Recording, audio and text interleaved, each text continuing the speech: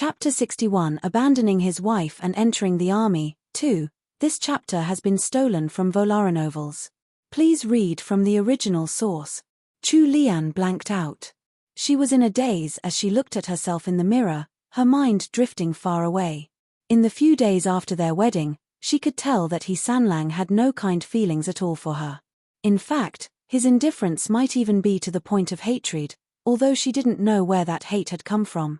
According to the novel, they had only seen each other a few times before the wedding, and they had been practically married blind. As a main character, her looks were top class, and she hadn't run into any scandals before the wedding. Rightfully speaking, it was hard to expect much from two strangers who had suddenly found themselves married to each other. Any sort of feelings should be out of the question, however, there shouldn't have been any animosity, either.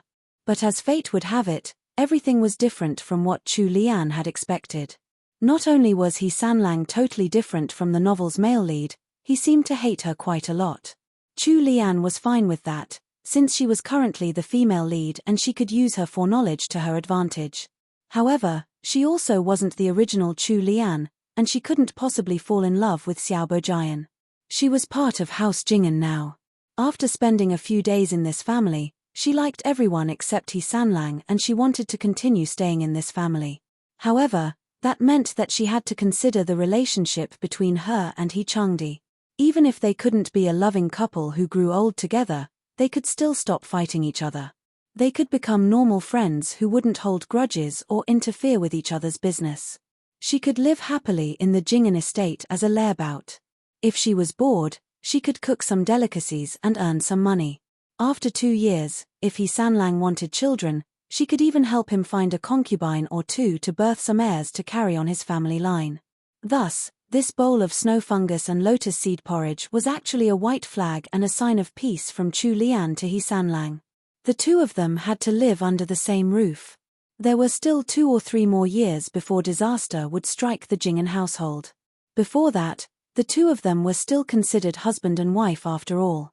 They couldn't possibly continue hating each other and fighting every day. Even if he could go on with a life like that, she couldn't.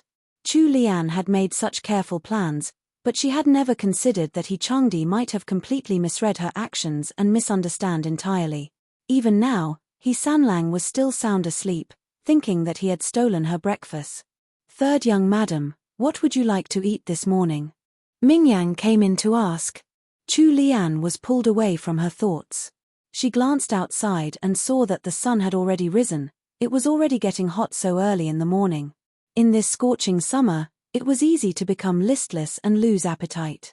Chu Lian's thoughts churned in her head and she suddenly thought of the clear, cooling raindrop mochi. Just as she was about to speak up, a maidservant ran in to report. Senior servant Gui finished doing up Chu Lian's hair and furrowed her brows. She turned to look towards the rash maidservant and said, "What happened? What are you doing, forgetting your manners?" The maidservant's head lowered, but she didn't dare to delay her report. "Third young madam, Momo, senior servant Liu from Qingxi Hall sent someone over with a message. She asked third young madam to head over to Qingxi Hall as soon as possible. Google tag. CMD push, function, Google tag. Display, div GPT add 1505873300429-0. Chu Lian frowned. A message from senior servant Liu? Senior servant Liu was one of matriarch his most trusted servants. Her words were almost equivalent to matriarch his. Something big must have happened since she had sent a message in such a hurry. Chu Lian quickly tidied up her dress and brought Xian and Fuyan over to Qingxi Hall with her. Before stepping out of the courtyard, she recalled He Changdi and asked, "What about my husband? Is he still sleeping?" Senior servant Gui shook her head. "I sent a maidservant over to look. The study was already cleaned up and there was no one inside. Perhaps young master is in the main study in the outer court." Chu Lian nodded. "Momo, send someone over and ask him to head to Qingxi Hall too." Understood. When Chu Lian reached Qingxi Hall, everyone else in the Jing'an estate, excluding the bedridden Countess Jing'an and He Changdi, were already there. Even the rarely seen second young master, He Changjue, was present. The moment she entered the parlor, everyone's gazes turned onto her. If she wasn't reading them wrongly, those eyes were clearly filled with sympathy and guilt. TL note, quick announcement. I realized that I had to change the terms for Lady Liu and Lady Zhu, due to the connotations of English titles. Lady XXX implies that XXX is their husband's surname, i.e. Lord Liu, Lady Liu. However, that's not the case here. Countess Jingen's maiden surname is Liu, so she should be Madame Liu. She may also be referred to as Lady He. Madame Zhu may also be referred to as Lady He, due to her husband also being a Lord He. Lady Liu-Madame Liu Lady Zhu-Madame Zhu. This chapter's teaser. Here's the teaser line for this chapter. Chu Lian had made such careful plans, but she had never considered that He Changdi might have completely misread her actions and misunderstand entirely. What do you think happened? Chapter 62. Abandoning his wife and entering the army. 3. This chapter has been stolen from Novels. Please read from the original source. Chu Lian's big, clear eyes blinked once. What was going on? She was alive and well. Why were they all looking at her like she had been suffering in silence all alone and they had just found out about it? What was there to pity her for? Grandmother, eldest brother, eldest sister-in-law, second brother. Chu Lian bobbed in greeting to each senior family member. Matriarch, he waved her over. Liana, come sit next to grandmother. Ah! Chu Lian glanced at her eldest brother and sister-in-law sitting a tier below the matriarch. Although she was reluctant to, she could only slowly walk over to the matriarch's side. Matriarch, his warm hands tugged her down to sit on the sofa. Chu Lian looked at Madame Zhu and checked for any hint of jealousy on her face, but upon seeing none, she relaxed. The matriarch kept staring at her pretty granddaughter-in-law before she inwardly sighed. Chu Lian found it weird that everyone was staring at her. Even the matriarch was holding one of her hands, patting it gently as if to comfort her for some mysterious reason. She innocently blinked. Grandmother, is anything the matter? Matriarch, he patted her head gently, absent-mindedly noticing that her hair hadn't been brushed thoroughly in her rush to get here, and sighed. Liana, grandmother has something to tell you. But first, promise grandmother that you won't get angry. Chu Lian smiled to herself. As long as it wasn't something that concerned her safety, there wasn't really anything in the Great Wu dynasty that could make her angry. Still, matriarch, his words had piqued her curiosity. Grandmother, please speak freely. Granddaughter-in-law isn't so petty as to get angry. The matriarch paused for a moment, as if she didn't believe Chu Lian's reassurance. When she did speak, it was with some degree of guilt. All right, my child. Grandmother will tell you now. Sanlang has gone off to the northern border to join the army. He left this morning before dawn. Chu Lian froze. She hadn't expected that at all. Wait a minute, something was wrong here. How could that be? The novels He Changdi had never thought of joining the army.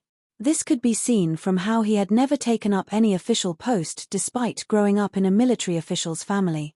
How could he have gone off to join the army now? Why did it seem like the story was changing? He Sanlang was completely ignoring the novel's original plotline. If everyone in the room right now could see what Chu Lian was thinking, they would surely roll their eyes. Google tag. CMD push, function, Google tag. Display, div GPT add 1505873300429-0. As He Sanlang's young, newlywed wife, wasn't your focus a little off, Chu Lian? Shouldn't you be trying to think of why your husband would abandon his newlywed wife to join the army, rather than worry about how the current events didn't match the original fiction? For a good several moments, Chu Lian was completely preoccupied with her thoughts.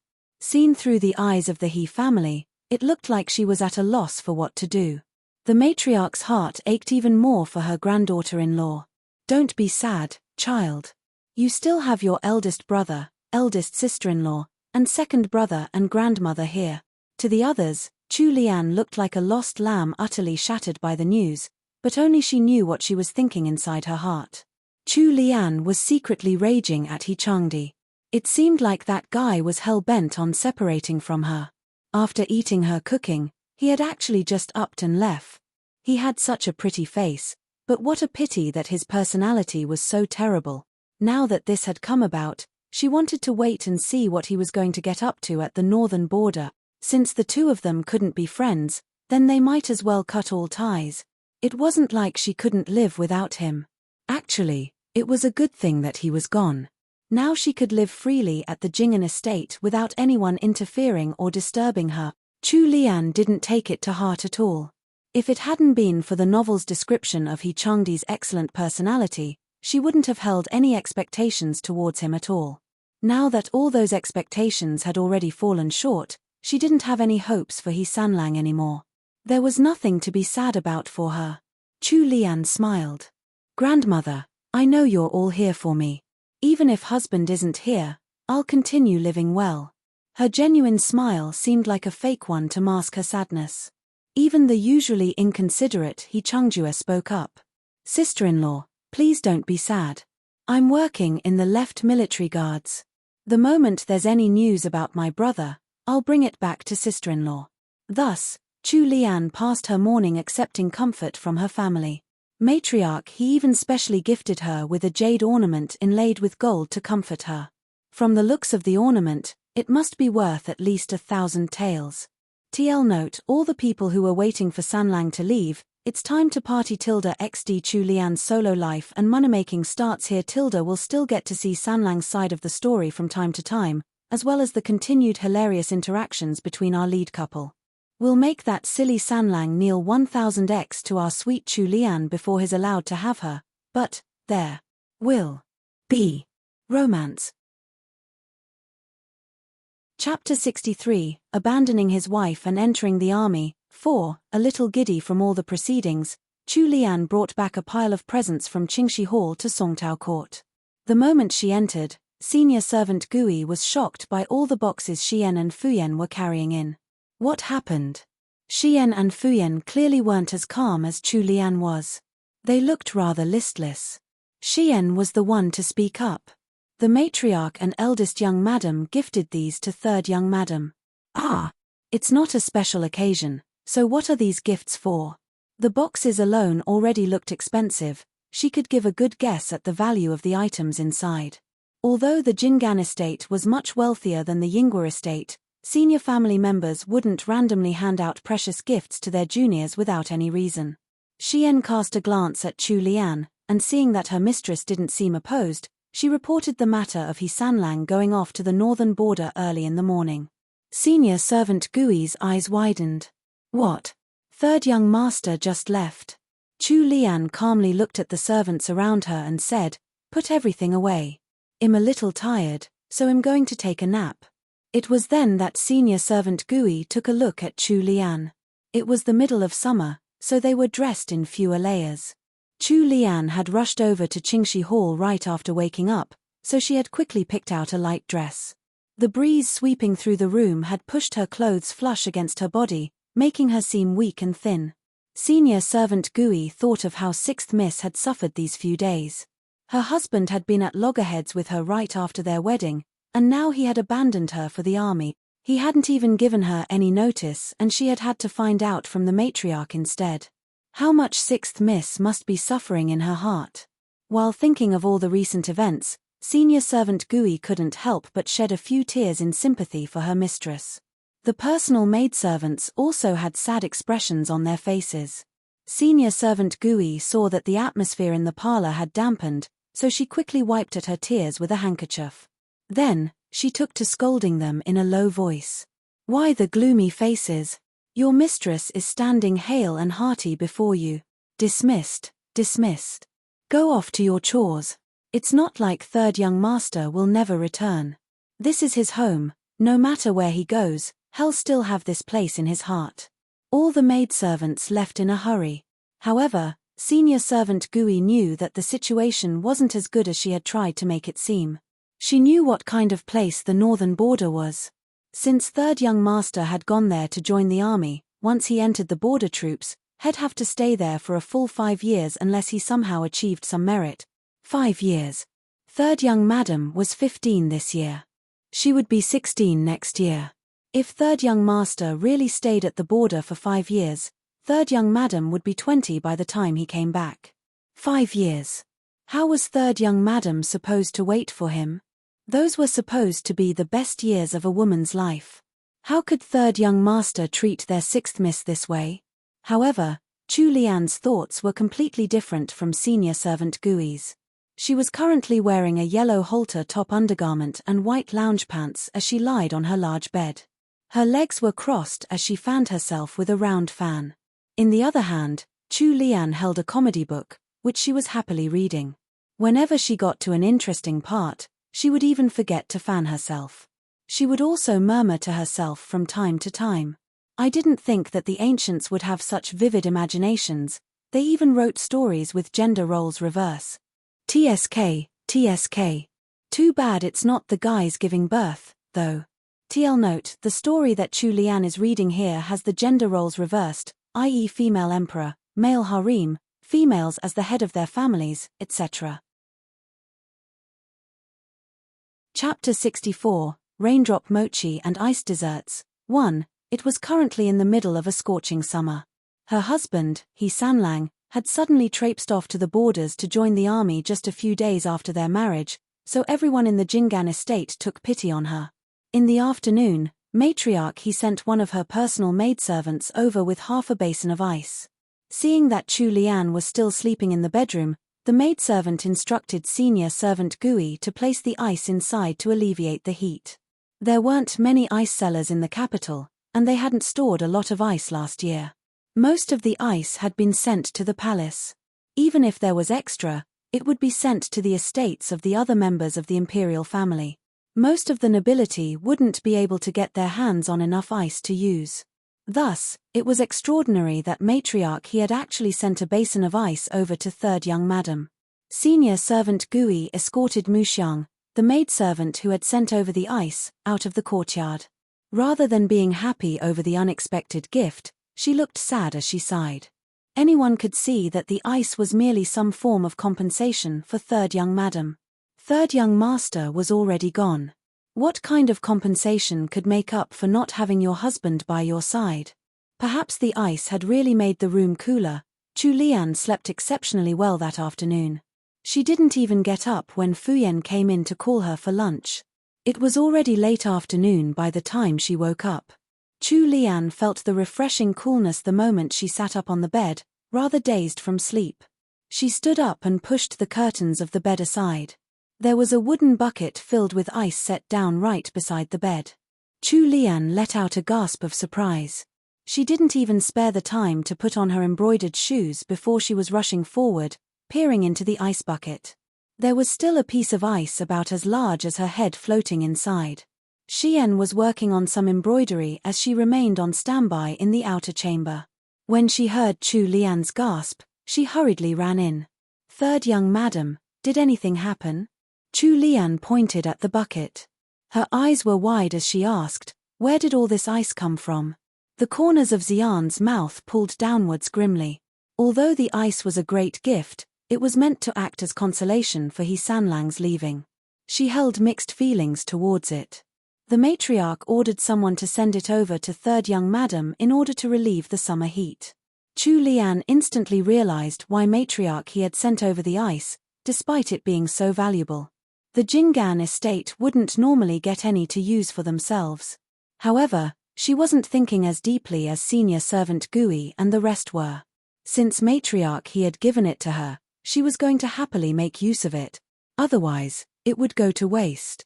Quick, get me a small cotton blanket, Chu Lian said. Though her expression hardly changed, there was a degree of excitement to her manner. Xian, still in the midst of her bout of sadness, wasn't expecting that. She let out a soft ah, and looked up at Chu Lian in confusion. Quickly, quickly. What are you standing there blanking out for? Xian wiped at the corners of her eyes. But. Third young madam, what do you want a cotton blanket for? Chu Lian flicked Xian on the forehead. What else is it for? To make all this ice melt slower. I want to use them to make desserts with shaved ice. Shaved ice. The thought was enough to completely distract Xian from her earlier gloominess. The hurt on her face also disappeared. Yeah. Shaved ice is delicious and helps relieve the heat. Go on, quickly. Thus, Xian was driven out to find a cotton blanket for Chu Lian. When Xian returned, blanket in hand, she watched as third young madam used it to cover up the wooden bucket. She didn't seem to know whether to laugh or cry as a strange expression overtook her previously downcast face. Get me a change of clothes. I want to see what we have in the kitchen that I can use to make shaved ice with.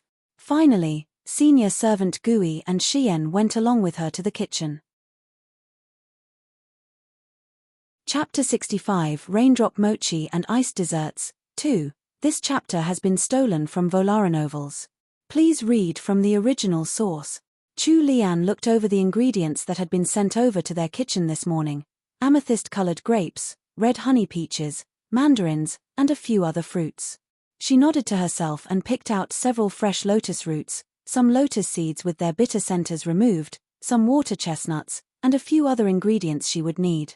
She then sent Xian to the second gate to ask the gatekeeper to buy a bottle of milk from outside. While waiting for Xian to return, Chu Lian was already starting to prepare the ingredients in the kitchen.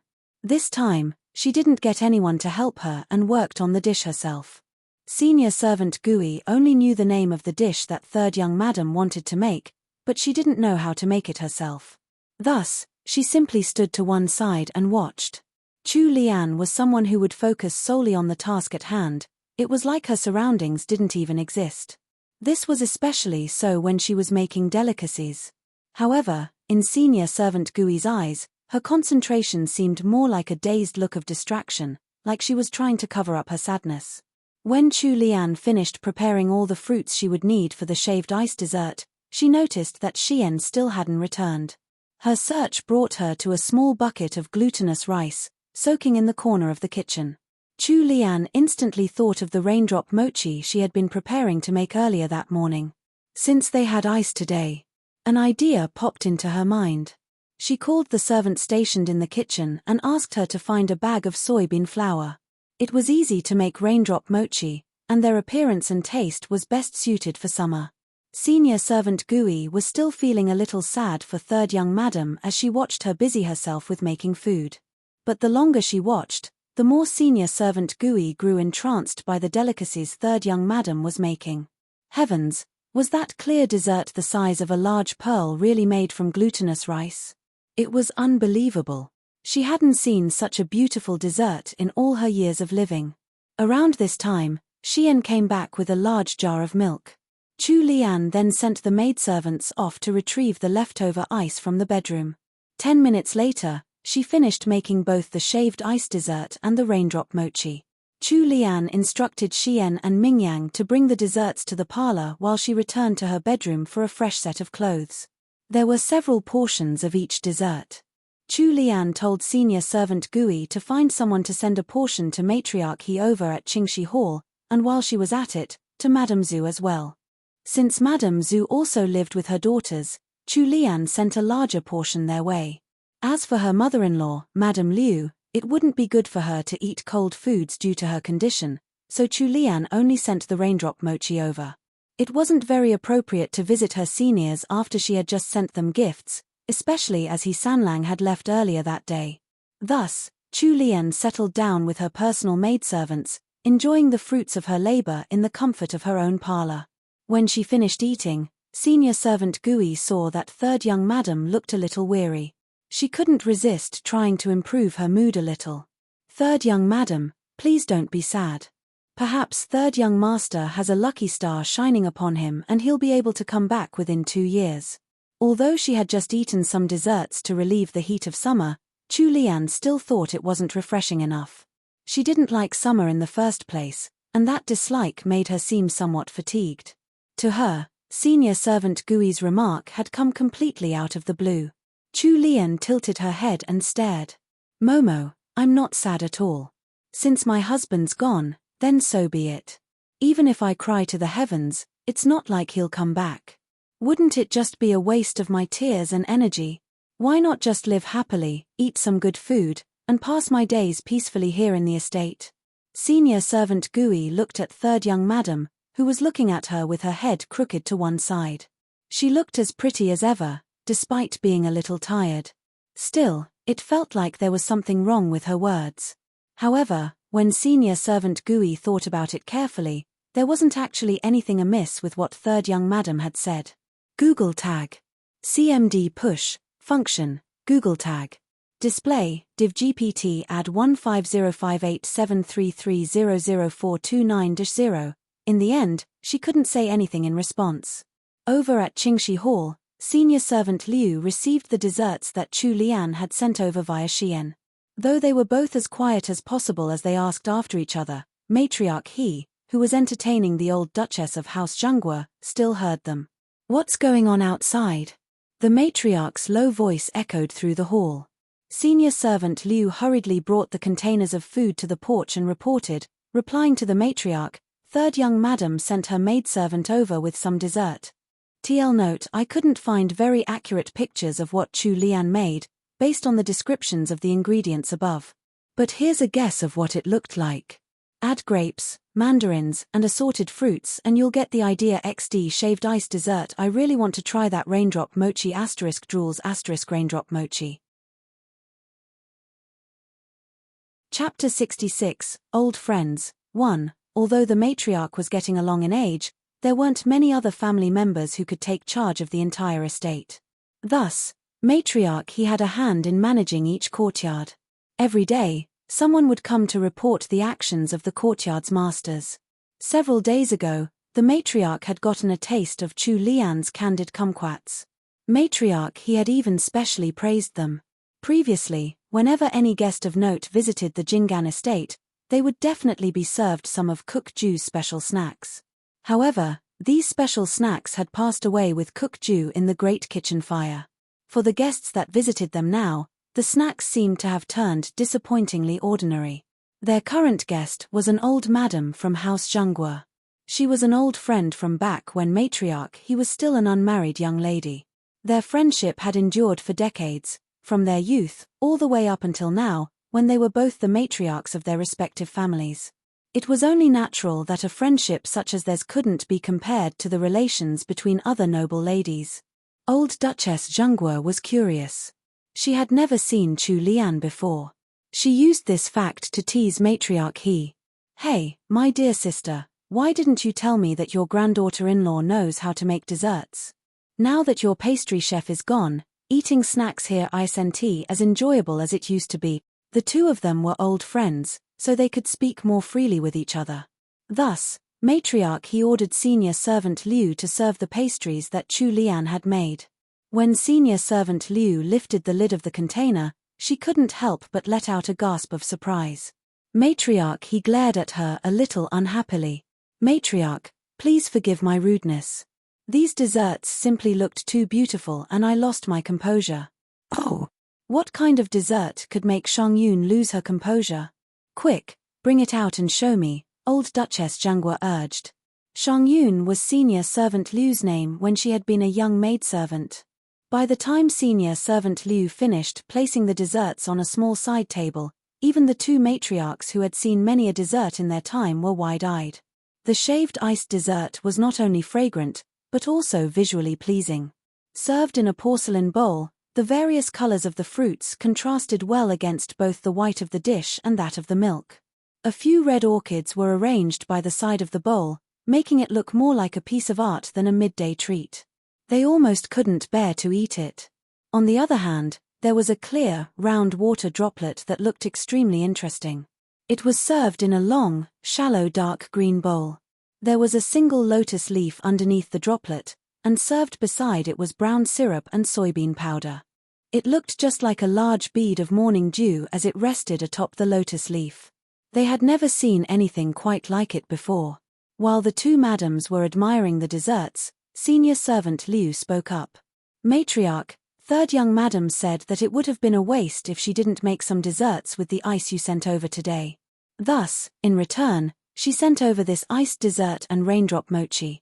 However, these two desserts are cold, so please don't eat too much of it since your bodies might not be able to take it. Old Duchess Zhengguo curiously looked up. You sent ice over? Matriarch He took the initiative to explain how Changdi had rushed off to the northern border. That child had clearly arranged everything early on, but he had only left a letter behind to explain where he had gone. She had sent Dalang to look for him, but there had been no news at all after most of the day had passed. It was obvious that Changdi had already decided on this plan of his and had made his preparations beforehand. What a pity for her newlywed granddaughter-in-law. Old Duchess Zhenghua frowned. Sister, you have to arrange things carefully and make sure the servants in your estate keep their mouths shut. Otherwise, your granddaughter-in-law's good name might be tarnished. Of course I know that. That grandson of mine caused too much trouble this time. Chapter 67, Old Friends, 2. This chapter has been stolen from Novels. Please read from the original source. No matter what, Changdi was matriarch his favorite grandson. She couldn't bear to blame him despite what he had done. Furthermore, he had already come of age. He was supposed to strike out on his own and make something of himself anyway. The Jing'an estate could not afford to keep any lazy masters around. Though, matriarch he did blame Changdi for leaving so hurriedly without speaking with his family first. As for Chu Lian's reputation, Changdi didn't seem to care much for his new wife anyway, so how could he have possibly made any considerations for her good name? Let's not talk about that now. Let's try out the desserts my granddaughter-in-law made. Old Duchess Zhenghua smiled and graciously accepted a silver spoon that one of the maidservants passed to her. She then scooped up a small bite of the shaved ice and carefully tasted it. The taste of fruits soaked in honey, sweetened lotus, fresh water chestnut, and fragrant milk mixed in her mouth. It was ice-cold, refreshing, and carried the lovely taste of fruit. It was the best dessert you could have in this blistering summer heat. Old Duchess Zhenghua immediately nodded her appreciation after only tasting a single bite. After living for so many years, I've never had such a delicious dessert before. Old sister, you're quite fortunate, aren't you? Matriarch he hadn't really had any expectations towards Chu Lian, but her culinary skills had earned her old friend's praise and had given her something to be proud of. She immediately smiled from ear to ear, temporarily forgetting all about the melancholy and worry that Changdi's sudden departure had brought about. The two old duchesses were both getting on in age, so they didn't dare to eat much more of the cold desserts, delicious as they were. In the end, they held themselves back and only ate half a bowl each. The servants by their sides also relaxed upon seeing this. I can't just partake in a gift from a junior for nothing. Here, help me give this bracelet to that granddaughter-in-law of yours. You'll have to let me take a look at her one of these days. Old Duchess Zhenghua took off the emerald jade bracelet on her wrist as she spoke. The bracelet was clearly one of high quality, judging from the way the emerald streaked through the jade. Matriarch he understood the personality of her old friend well, so she didn't reject the gift and let senior servant Liu accept it. I heard your grandson, Mr. Cheng, likes eating interesting desserts like these. Why don't you take the rest of it home with you? I won't stand on ceremony with you then. Little Cheng does love new desserts. Mr. Cheng's full name was Zheng Tiancheng, and he was Duke Zhenggua's heir. He was the same age as Changdi and was also a young master born from the main branch of the family. However, he was the only legitimate son in his generation living in the Zhenghua estate, so old Duchess Zhenghua doted on him very much. Heir Zhenghua liked to eat good food, especially the snacks from the Jing'an estate. Old Duchess Zhenghua would always bring some back for her grandson every time she visited Matriarch He. She was still lamenting Cook Ju's loss, but now that Matriarch He had given her the snacks made by her granddaughter-in-law, she was happy again. Senior servant Liu remembered the advice that Xian had given her when she had brought the desserts over. Third young madam said that this dessert can't be kept for more than half a day. Otherwise, it'll spoil Google Tag. CMD push, function, Google Tag. Display, div GPT add 1505873300429-0. Old Duchess Zhenghua laughed out loud. Alright, I understand. It's getting late, so I'll return now. Old sister, don't worry too much about your Sanlang. I'll ask my husband to keep an ear out for news in a few days. After exchanging some courtesies, Matriarch he sent her old friend away. When old Duchess Zhenghua returned home, she coincidentally encountered her grandson returning home, too. He was dressed in a round-necked sapphire blue robe with a jade crown on his head. Although he had an average figure, his eyes would slightly crinkle whenever he smiled, making him appear quite warm and friendly. "Grandmother, where did you go today?" Old Duchess Zhenghua chuckled. "You little monkey, are you trying to mind your grandmother's business now?" Grandmother went to the Jing'an estate to visit an old friend. "This is for you." The personal maidservant standing behind the Duchess passed over a small container with some cool vapor rising from it. "The signature snacks of the Jing'an estate?" "No, not at all. The new third young madam of the Jing'an estate made this. Go and try them quickly, they can't keep for long. Grandmother's tired now, so grandmother will head back and rest. Don't disturb me." Zhenghua took the snacks. He remembered that his senior brother from the Imperial College, Senior Xiao, had just come to visit him, so he hurried to the outer court. TL note: Mr. Cheng is the male equivalent of Miss Su and Miss Yuan. It's a way to address a child of a noble house, both respectfully and affectionately, depending on the speaker. Naming a noble by their full name is considered disrespectful, so they tend to use titles paired with their surnames: Mr., Miss, Madam, Lord, Lady, etc. Duchess Zhenghua actually used Mr. Cheng as well, but it doesn't really make sense in English to call your own grandson Mr., so I made it a little more affectionate with little. The Cheng comes from the last character of his name, and not his surname. Chinese names are usually made up of a surname, optional middle name, and a first name. The optional middle name is usually shared amongst direct siblings in the modern world, but only amongst brothers in ancient China. So if you see a Zheng Tian something, that's most likely Zheng Tiancheng's brother. The heirs of noble houses are referred to with a specific title, Shizi, that I've translated into heir XXX. Just remember that heir Zhenghua equals heir of House Zhenghua, and that his full name is Zheng Tiancheng. Chapter 68, Personal Savings. 1. This chapter has been stolen from Volaranovels. Please read from the original source. When Zhenghua reached the outer court's parlor, he saw two young men dressed in black robes, already seated and waiting for him. He quickly strode forward, and the two young men stood up to welcome him. Zhenghua. "Ah, senior brothers, please don't stand on ceremony. Please call me Tiancheng. Sit down, sit down." Of the two young men, one of them was exceptionally handsome. Of course, that was Xiao Bojian. The other young man, Qi Minhe, lived in the same place as Xiao Bojian. He had a square face and thick eyebrows, and he looked a little old. Qi Minhe came from one of the great clans of Jiangnan, and he was very loyal to his clan. The two young men were top students of the Imperial College. They were both about 20 years old, the time when many youths were filled with lofty aspirations. When Qi Minhe saw that Zhenghua had come holding a container in his hands, he found it strange and asked, "Tiancheng, what are you holding there?" Zhenghua chuckled secretively and invited the two of them to sit by a table.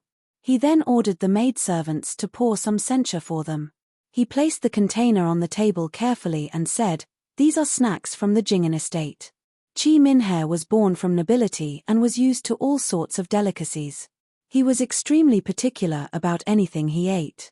Having studied at the Imperial College for more than 3 years, Qi Minhe knew all about the food served in every single estate in the capital. He had researched the topic until he knew it like the back of his hand.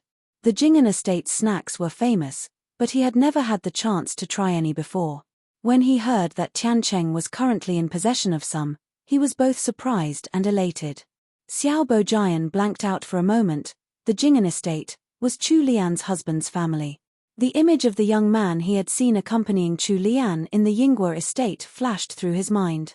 With elegantly arched brows, a cold aura, and thin lips, that man had placed himself between him and Chu Lian, held onto her hand, and left, without even letting him have another look at her. Zhenghua noticed that Xiao Bojian was in a daze. "Senior Xiao, we'll be enjoying these snacks all thanks to you then, Tiancheng." Zhenghua smiled freely and opened up the container, which still felt cool. There was thick cotton cloth stuffed on the inside, keeping heat out of the box and maintaining the cool temperature inside. When Zhenghua saw the desserts within the box, he froze for a moment. "This, Tiancheng, what happened?" Zhenghua brought out the desserts in the box, still a little shaken. "Look at this Google tag. CMD push, function, Google tag. Display, div GPT add 15058733000429-0. He had eaten plenty of different snacks before, including even the ones from the palace, but never had Zhanghua ever seen such beautiful, distinctive snacks like these before. Xiao Bojian and Qi Minhe were equally stunned. Qi Minhe lamented, "No wonder everyone says that the Jing'an estate snacks are the best amongst the noble families. They are indeed extraordinary." The water droplet lying upon the lotus leaf trembled like a real dewdrop. However, Zhanghua frowned slightly. Qi Minhe noticed that he looked a little off, so he called to him, perplexed. "Tiancheng?" Zhanghua looked up at the two men. "Truth be told, I've eaten the snacks from the Jing'an estate many times. They really are as delicious as rumored, but it's the first time I've seen a dessert like this." After saying so, Zhanghua recalled what his grandmother had told him when she had given him the desserts. Grandmother had said that these were made by the new third young madam of the Jing'an estate. When he remembered that, Zhanghua quickly sent his personal manservant off to the inner court to ask the old duchess, "Oh, has House Jing'an changed the way they make their pastries?" Qi Minhe chuckled. "Grandmother told me that these were made by the third young madam of House Jing'an." The other two didn't notice when Xiao Bojian's entire body stiffened. It was a cruel coincidence that the next joke out of Qi Minhe's mouth was, "The third young madam of House Jing'an? Hey, isn't that the granddaughter of old Duke Yinghua?" He turned to Xiao Bojian. "Bojian, old Duke Yinghua is your sponsor. Have you seen this third young madam for yourself when you were at the Yinghua estate?" Even though his body was still a little stiff, Xiao Bojian replied with a normal expression, "Although I lived in the Yinghua estate for some time, how could I, an outsider, possibly have entered the inner court of a duke's estate? Don't joke around." He had an open face and good looks, so it was hard for people to doubt him. Qi Minhe quickly apologized. "I went too far." They chatted as they watched the maidservants pour censure for them. Finally, the manservant that Zhanghua had sent to the old duchess returned. "How was it?" Zhanghua asked. The manservant slightly bowed to show his respect as he said, reporting to the heir, "The Jing'an estate's resident pastry chef passed away in a kitchen fire 2 days ago. The desserts that the duchess brought back today were indeed made by the third young madam of House Jing'an. She even named the dessert as raindrop mochi." Zhanghua was a little stunned. What a pity that the amazing pastry chef was gone just like that.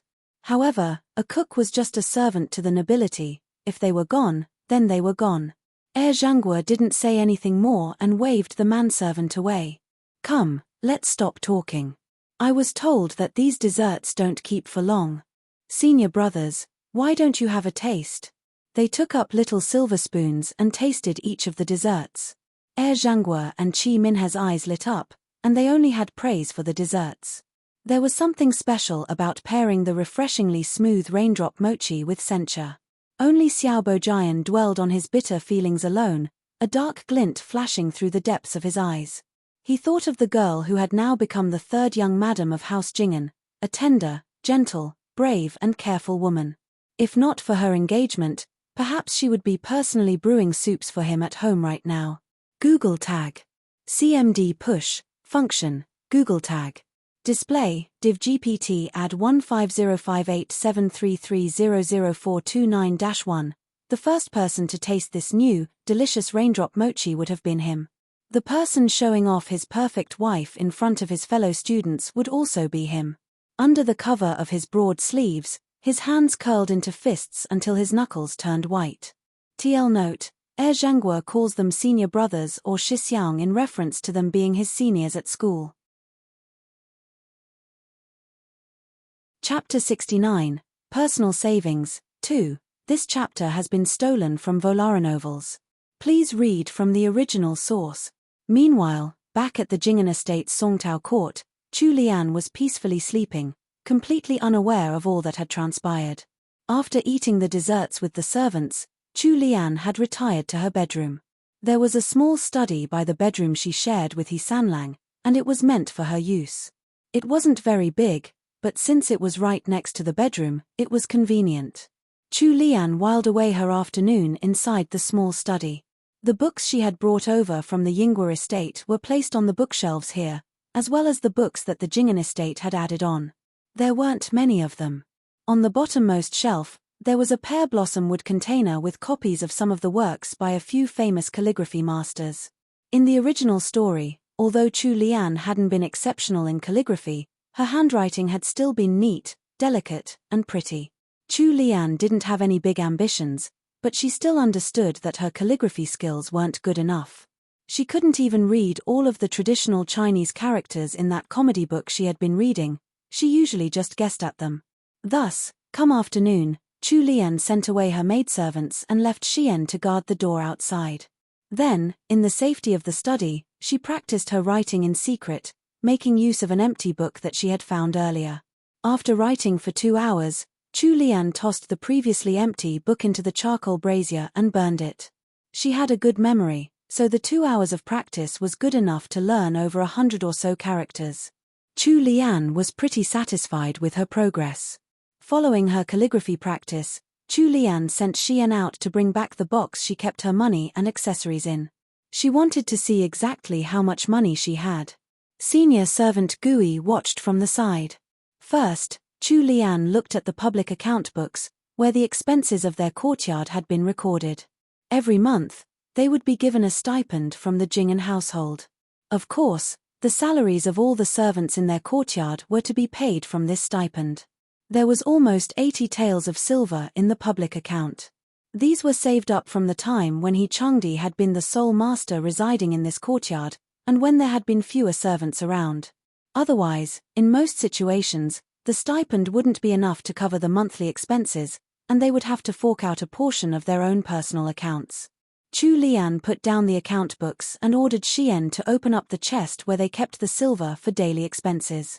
It was a huge chest with several layers, but only the first layer contained anything: a few silver ingots, some loose silver pieces, and a few strings of bronze coins. There were 50 taels in total. Together with the silver she had gotten on the day of her wedding, and after giving senior servant Gui 100 taels, she only had 400 taels left with her. She hadn't saved much from when she was still living at the Yingguo estate. Furthermore, her mother had died when she was young, so she didn't have any silver lying around. In total, she only had about 450 taels of silver she could use. If detect device equals desktop, Google tag. CMD push, function, Google tag. Display, divgpt advn _incontent_a. Although Chu Lian's expression didn't change at all, senior servant Gui and Xian appeared to be holding back their emotions. Their mistress had lost her mother at a young age, and wasn't in favor at the Yingguo estate. Chu Lian's stepmother, third madam, had kept third young madam's dowry in her clutches. Third master wasn't on her side either. The Yingguo household all thought that their sixth miss must have had some tremendous luck to marry into the Jingen estate, and that she would be rolling in riches. The misses of the second branch were all jealous of her, so of course, none of them would contribute anything to the dowry of sixth miss. If not for the Jingen estate adding on a little to the dowry, then this pitiful amount would have been mocked by all. As a legitimate daughter of the family, her dowry couldn't even be compared to the dowry of an illegitimate daughter who was favored. After marrying into the He family, sixth miss had also been treated callously by third young master. It was fortunate that their sixth miss wasn't upset over her marriage, otherwise she would have probably gotten sick from anger. Chu Lian wasn't bothered by what the servants next to her were likely thinking. She picked up the last box. This was her accessory box, and she had kept it since she was a young girl. After so many years, she only had this one box of accessories. Looking down at the box, Chu Lian felt a pang of sympathy for the original owner of this body. At the very least, she was a legitimate daughter of a duke's estate. However, her clothing and accessories were way too poor for her status. No wonder her personality had warped like that. Anyone's personality would change if they grew up in such an environment. Chu Lian retrieved the key she carried on her and opened up the box. The craftsmanship of the box was exquisite. There were 10 layers in total, and each layer was lined in bronze. There were even complicated-looking patterns carved on top. The bottommost layer in the box held the accessories she had been given when she was just born.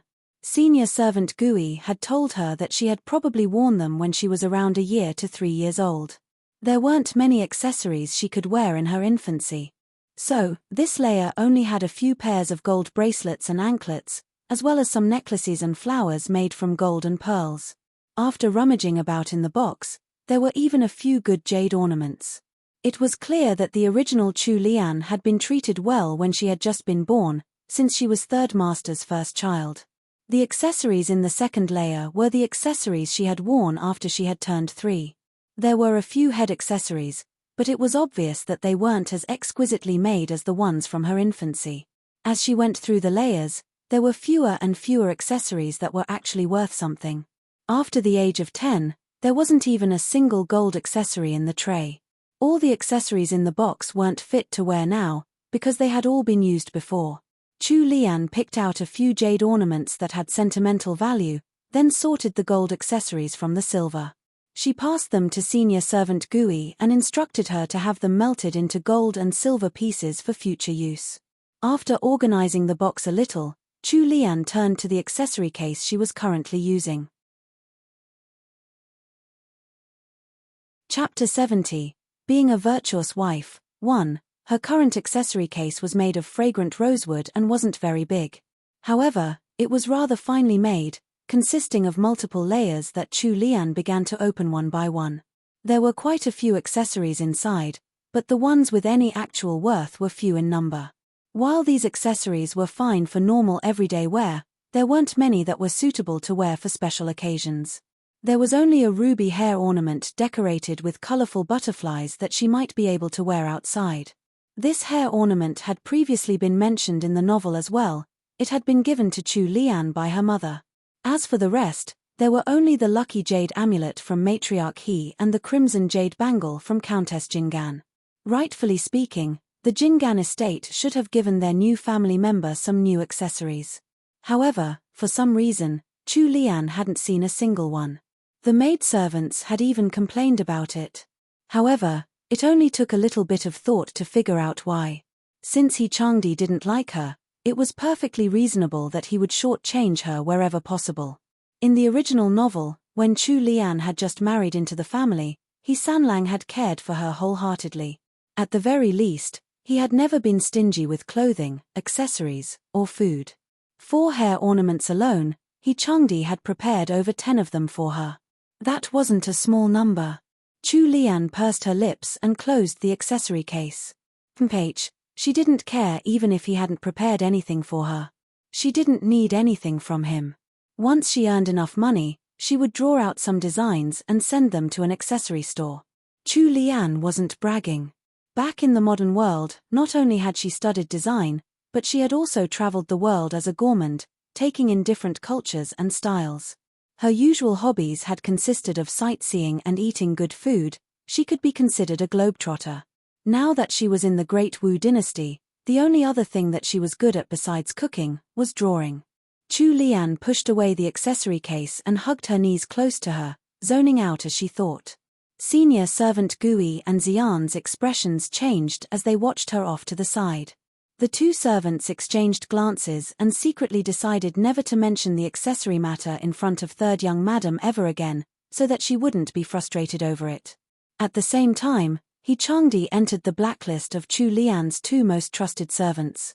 Which brides wouldn't have a few ornaments they could show off? Even the daughters of the common folk would have a few silver hairpins made in the latest styles when they were married. Not to mention the nobility. There weren't many who were treated as unfairly as their 6th miss put everything away. Give the keys to Fuyen. Shall manage the accessory cases from now on. Xian, help Momo manage the expenses in our courtyard. Senior servant Gui looked like she had something to say, but when she saw that Chu Lian didn't seem to be in a good mood, she held herself back. Actually, Chu Lian wasn't in a bad mood at all. She was trying to calculate just how much she had in her private fund. After counting here and there and adding on the gold and silver she would get from melting her accessories, she wouldn't get more than 600 taels. If anyone were to reveal that the legitimate third young madam of House Jingan only had 600 taels to her name, no one would believe it. While observing and listening to the goings-on in this estate for the past few days, Chu Lian had discovered that the Jingan estate was not as rich as the outside world believed it to be. At the very least, Her mother-in-law, Countess Jingan, didn't seem to be doing well.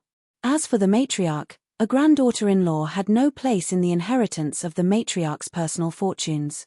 If she wanted to live a good life, she could only depend on herself. Chu Lian sighed as she realized that it would be hard to be a layaboutte, no matter where she was. Especially a layaboutte whose husband could care less about her. After she had finished counting her personal funds, a maidservant reported from outside that someone had come to visit Songtao Court. Who would visit at this time? Chapter 71. Being a Virtuous Wife, 2. This chapter has been stolen from Novels. Please read from the original source. Chu Lian put on her embroidered soft shoes, decorated with autumn chrysanthemums, and brought senior servant Gui and Xian over to the parlor. 3 people were standing in the parlor. A tall, thin middle-aged senior servant was standing in the lead, while there were 2 maidservants dressed in light green dresses behind her. The 3 of them had average looks, but the aura surrounding them was imposing enough to make any onlooker feel uncomfortable. Chu Lian sat in the master's seat and looked at the 3 people before her. "What have you come here for?" Chu Lian asked, perplexed. Senior servant Zhong had been eyeing Chu Lian from the corner of her eyes since Chu Lian had come in. She saw that this new young madam was dressed in a peach-colored dress with a light pink gauze outer garment draped over her. Since she was in her own courtyard, she only wore a simple hairstyle, with a single peach blossom jade hairpin tucked into her lustrous black hair. Her tender youth still showed in her features, but in a few years, she would probably bloom into a beautiful lady. However, what attracted her the most was not Chu Lian's outstanding looks, but the pair of moist, bright eyes she carried. A single look seemed capable of seeing through anything, even human hearts. With her experience, senior servant Zhong subconsciously thought that someone with a pair of eyes like that couldn't possibly have a bad character. This 3rd young madam that she was meeting now was very different from the one she had imagined. However, upon thinking of the orders that 3rd young master had given her before he had left, senior servant Zhong put away her personal judgment. She stepped forward and lowered her head slightly. Although her looks were clearly average, her aura distinguished her from the crowd.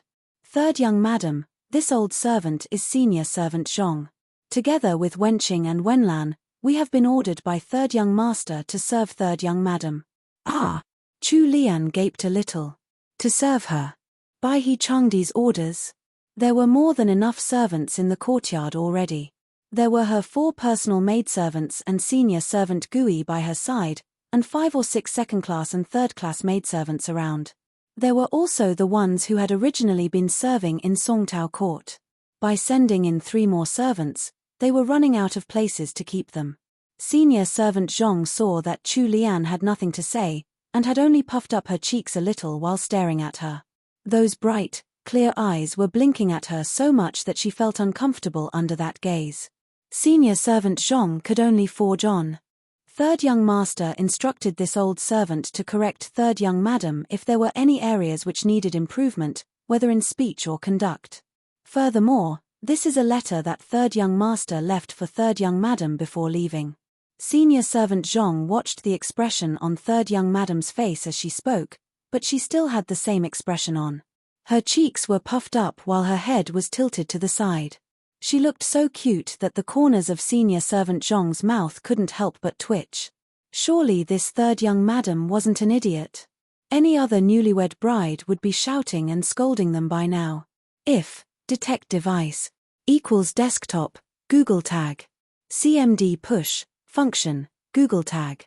Display, divgptadvn_incontent_a. Not only had her husband left, but he also thought so poorly of her that he had ordered his people to keep an eye on her while he was gone. Wasn't this a giant slap in the face? Chu Lian's expression hadn't changed because she hadn't thought of the motives behind He Changdi's actions. She said to senior servant Zhong, "Pass me the letter and let me take a look." Xian stepped forward and received the letter before passing it over to Chu Lian. Chu Lian looked at the strong and steadfast words written on the letter, "To my dear wife, Madam Chu." This letter was probably the only time he had ever addressed her as my dear wife. When she opened up the letter and pulled out the thin piece of paper within, there was only a single row of 10 or more words written on it. Her face flushed red with anger when she finished reading it. While I'm away killing enemies in the north, I hope my wife remembers how to act virtuously. The word virtuously was even written in bright red, as if he was afraid she would miss it. TL note: the tiers of servants go like this: senior servants, personal maidservants, second class, third class, unranked. Chapter 72, One More Bowl. 1. This chapter has been stolen from Novels. Please read from the original source. Chu Lian was brimming with anger, but at the same time, she also had the urge to burst out laughing. When had that fellow He Changdi seen her disobey the rules of a virtuous wife? Was it carved on her forehead somehow? Ooh, she was so frustrated. She didn't expect him to leave any sweet words for her, but at the very least, there really wasn't any need for him to leave a warning like this, right? That guy was off his rocker. Chu Lian could feel anger oozing from every pore on her body. She waved at senior servant Zhong and the two maidservants. Since my husband has sent you here, senior servant Gui, help them get settled in. Ah! She was letting them go just like that. Senior servant Zhong held back the twitching of her mouth and quickly raised her head to peek at Chu Lian. While there was clear anger on her soft, young face, third young madam didn't seem to have any other thoughts. She couldn't resist thinking to herself, this isn't right. If it were any other newly married young madam, and they found out that their husband didn't trust them, they would definitely run off to their mother-in-law to complain and show how aggrieved they feel. But all this third young madam did was puff up in anger and forget about doing anything else. Was this young madam simply too naive or too forgiving? Senior servant Zhong, this way please. Now that senior servant Gui knew why senior servant Zhong was here, although her tone still seemed polite on the surface, she was clearly putting some distance between them. Senior servant Zhong could only bob in greeting before following senior servant Gui, bringing Wenqing and Wenlan with her. Senior servant Gui arranged for senior servant Zhong to stay in the room next to hers, while Wenqing and Wenlan were stationed next to the other personal maidservants, with one room for each of them. Chu Lian's gaze unconsciously drifted towards Wenqing and Wenlan as they were leaving. She noticed that their footsteps didn't make a sound, even though their motions were swift. Her eyebrows slowly drew together. At the same time, Mingyang came running in, her footsteps resounding loudly on the floor. A light bulb went off in Chu Lian's mind as she realized how the two new maidservants were different from the rest. They obviously walked without any noise. She had watched enough movies to know that these kinds of people were most likely martial artists. Perhaps these two maidservants practiced some martial arts? Chu Lian put these thoughts to the side and made a note to ask senior servant Zhong about it the next time they met. She met Mingyan's gaze and asked, "What's wrong? Why are you in such a rush?" Mingyang carried a small wooden box in. These are the gifts that the matriarch and eldest young madam sent in gratitude for the desserts third young madam sent. They said the desserts were delicious if, detect device, equals desktop, Google tag. CMD push, function, Google tag. Display, divgpt advn _incontent_a. Chu Lian opened up the wooden box, only to see a jade bangle and a golden hairpin. Her eyes lit up. She had just been worrying about her lack of funds, and the matriarch and eldest sister-in-law had just sent some over. However, Chu Lian knew that this was only due to their consideration of He Sanlang's departure. Otherwise, how could they possibly have sent such a heavy gift in return for her sending some desserts? That was something that was expected of her as a junior family member. She waved at Fuyen to indicate that she should put away the gifts. After such a delay, it was already nightfall. She hadn't eaten properly in the morning or afternoon, and her stomach was growling. Thus, Chu Lian led Xian and Jingyan to the kitchen. Senior servant Zhong, Wenqing, and Wenlan had just finished moving in when they spotted Chu Lian's slender silhouette. She glanced in the direction that Chu Lian was going and her eyes widened. Third young madam is heading to the kitchen? Wenqing stood on her tiptoes and peeked over. Momo, there's only the kitchen in that direction. A glint of contempt flashed through senior servant Zhong's eyes. A pretty face and poor manners, truly a young miss from the house of Duke Yingguo. A declining family couldn't be expected to raise their daughters well, after all. Honestly, How could the mistress of the house personally go into the kitchen to watch the cooks make dinner? Others might think that the Jing'an estate was starving their third young madam. Chu Lian had no idea that senior servant Zhong would even see her actions in such a way. She was just really hungry. Her journey to the kitchen was to see if there were any new ingredients to use. Inside the kitchen, Chu Lian noticed that there was a bamboo basket filled with all sorts of mushrooms and fungi on the chopping board. The corners of her lips raised. She ordered Xian and Jingyan to start making noodles and to begin boiling some soup in preparation for a pot of fresh mushroom noodles. Noodles were easy to digest. Even if she ate too much, there wouldn't be any harm. While rolling out the dough for the noodles, Jingyan's face was flushed red from her exertions. She spoke excitedly to Chu Lian, who was sitting to one side. "Third young madam, I've only ever seen these mushrooms and fungi steamed. I didn't know you could actually put them in soup." Chu Lian. So the nobility in the Great Wu dynasty ate mushrooms by steaming? Who invented such a weird cooking method? If she ever found out, she would beat them to death. No wonder the kitchen servant had told her that these mushrooms weren't worth much. They had been brought over simply for a change in taste. Mushrooms were usually fresh and contained lots of nutrients. In the modern world, some wild mushrooms could even sell for sky-high prices. Here, no one cared much for them. They were seriously wasting valuable ingredients here. Put the mushrooms into the pork bone soup later, and add some milk. The noodles will become even more fragrant if you do that. Ah, really? Jingyan's cheeks flushed even more when she thought of the delicious meal she would soon get to have. Her speed of noodle making increased further.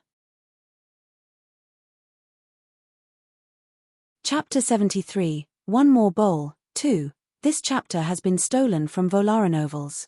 Please read from the original source. When the mushroom noodles were done, Chu Lian polished off her meal and went off to sleep. After an hour, senior servant Zhong and the other two maidservants were invited to have dinner.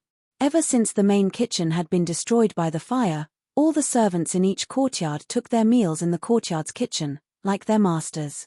However, they always ate after their masters were done. As for the cooking, a cook had been dispatched to each courtyard. However, the cook at Songtao Court had nothing to do, because third young madam felt that the meals she made weren't good enough.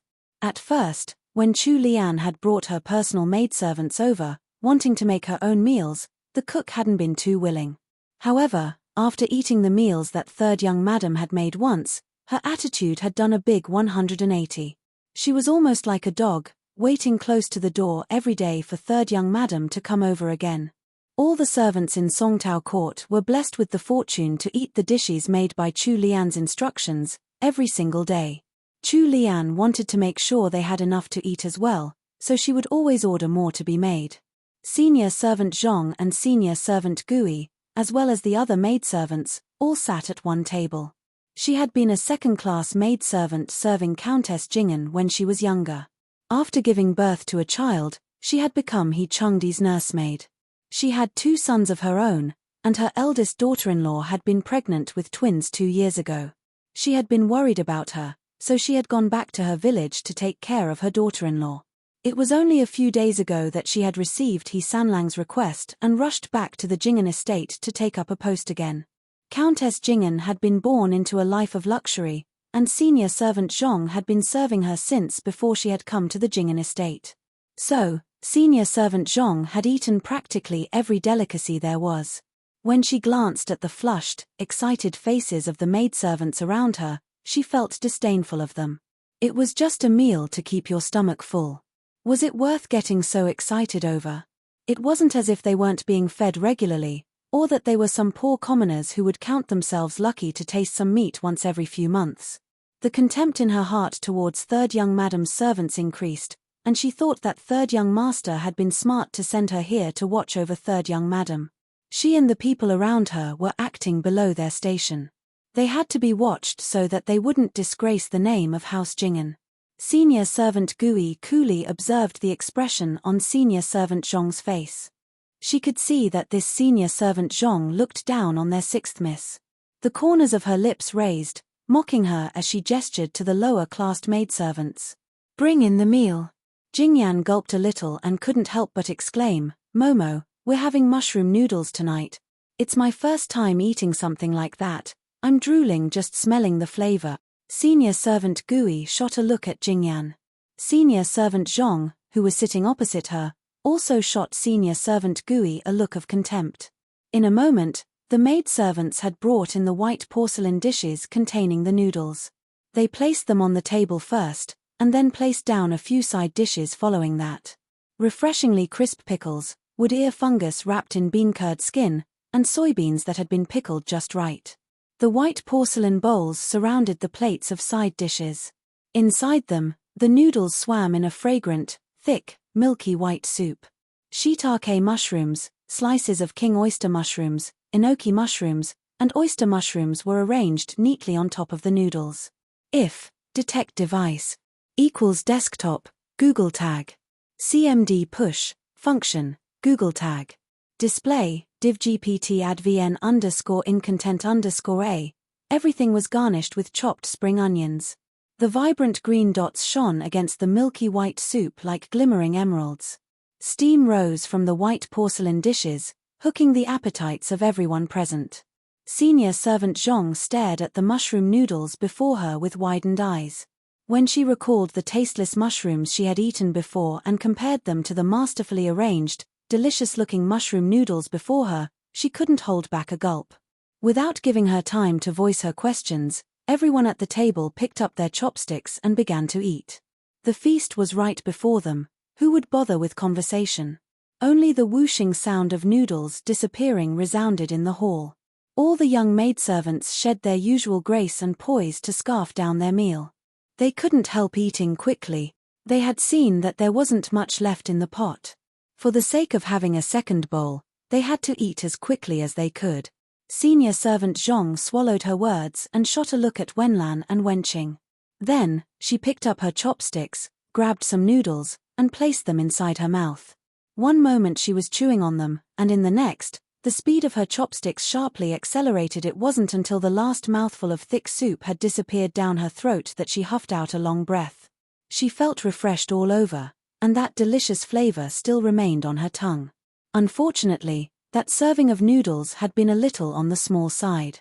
She wasn't full yet. Thus, she turned to the maidservant behind her and said, "Bring me another bowl." The maidservant looked troubled as she replied, "Momo, there's no more noodles." "What? No more?" Senior servant Zhong resisted the urge to spit up blood. She had just seen a full pot of noodles, yet it was all gone just like that. What kind of appetites did these people have? Senior servant Zhong turned her head to the large pot nearby. As expected, there were only a few pitiful spoonfuls of soup left in the once full pot of mushroom noodles. A maidservant dressed in emerald was even pouring the last bit of soup into her bowl. Senior servant Gui was already an experienced veteran in the battle for food, so she was much calmer than senior servant Zhong. She set down her chopsticks and smiled elegantly at senior servant Zhong. "Senior servant Zhong, please take your time to eat. I'll go and take my rest now." Senior servant Zhong looked down at her completely empty bowl before looking up at senior servant Gui's disappearing silhouette. Inwardly, she raged, "I wanted to enjoy my meal slowly, but you lunatics ate up everything before I could react. What am I supposed to eat?" She coughed once before bringing Wenlan and Wenqing away. On the way back to their rooms, Wenqing couldn't resist saying, "Momo, the meals here are so delicious, but I couldn't eat my fill." Senior servant Zhong rolled her eyes. She hadn't been able to eat her fill either. Thus, the originally calm and stately senior servant Zhong decided to eat more quickly at the next meal, so she might be able to get a second serving. TL note: mushroom noodles sound delicious. Handmade noodles, even. Mushroom noodles in soup.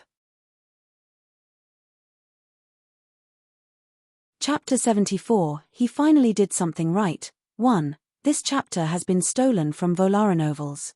Please read from the original source. On the day that He Changdi had abandoned his wife to join the army, Chu Lian had been sound asleep in her nice, warm bed, without any dreams to disturb her slumber. On the other hand, He Sanlang was bringing Lai Yu along his hasty journey down the roads at Zhongju, a city near the capital. Although no one back in the estate knew of the path he was going to take to the northern border of Liangju, to avoid getting chased, he traveled at double the usual speed, day and night. It was still in the middle of summer, so even though the skies turned dark during the night, there were no cooling breezes to lighten the heat. Not only that, it was so stuffy and hot that their tolerance wore thin. The two horses flew down the highway with their riders both laden with cloth packs. Although the breeze created by their horses' movement was a little cooling, after getting jolted around on horseback for an entire day, even the sturdy He Sanlang was nearing the ends of his endurance. While bearing with the burning pain coming from their inner thighs, the two of them clocked another 10 miles on their journey. Under the faint moonlight, Lai Yu spotted a grass shack up ahead at the fork in the road. His joy showed on his face. "Third young master, there's a grass shack ahead. Why don't we rest here for tonight?" There were still 40 to 50 miles to go before the next city. If they traveled throughout the night, they would probably only reach it by the next day, so why not camp for a night by the roadside? Anyway, the horses needed some rest too. He Sanlang nodded and got off his horse. Lai Yu took the reins from He Changdi's hands and tied the horses to a tree nearby, letting out just enough of the rope so that the horses could graze on the sweet grass surrounding them. This crude little shack had once been a simple tea house. It was now in ruins. The single set of table and chairs was already a little rotten, and there was a layer of dust covering everything.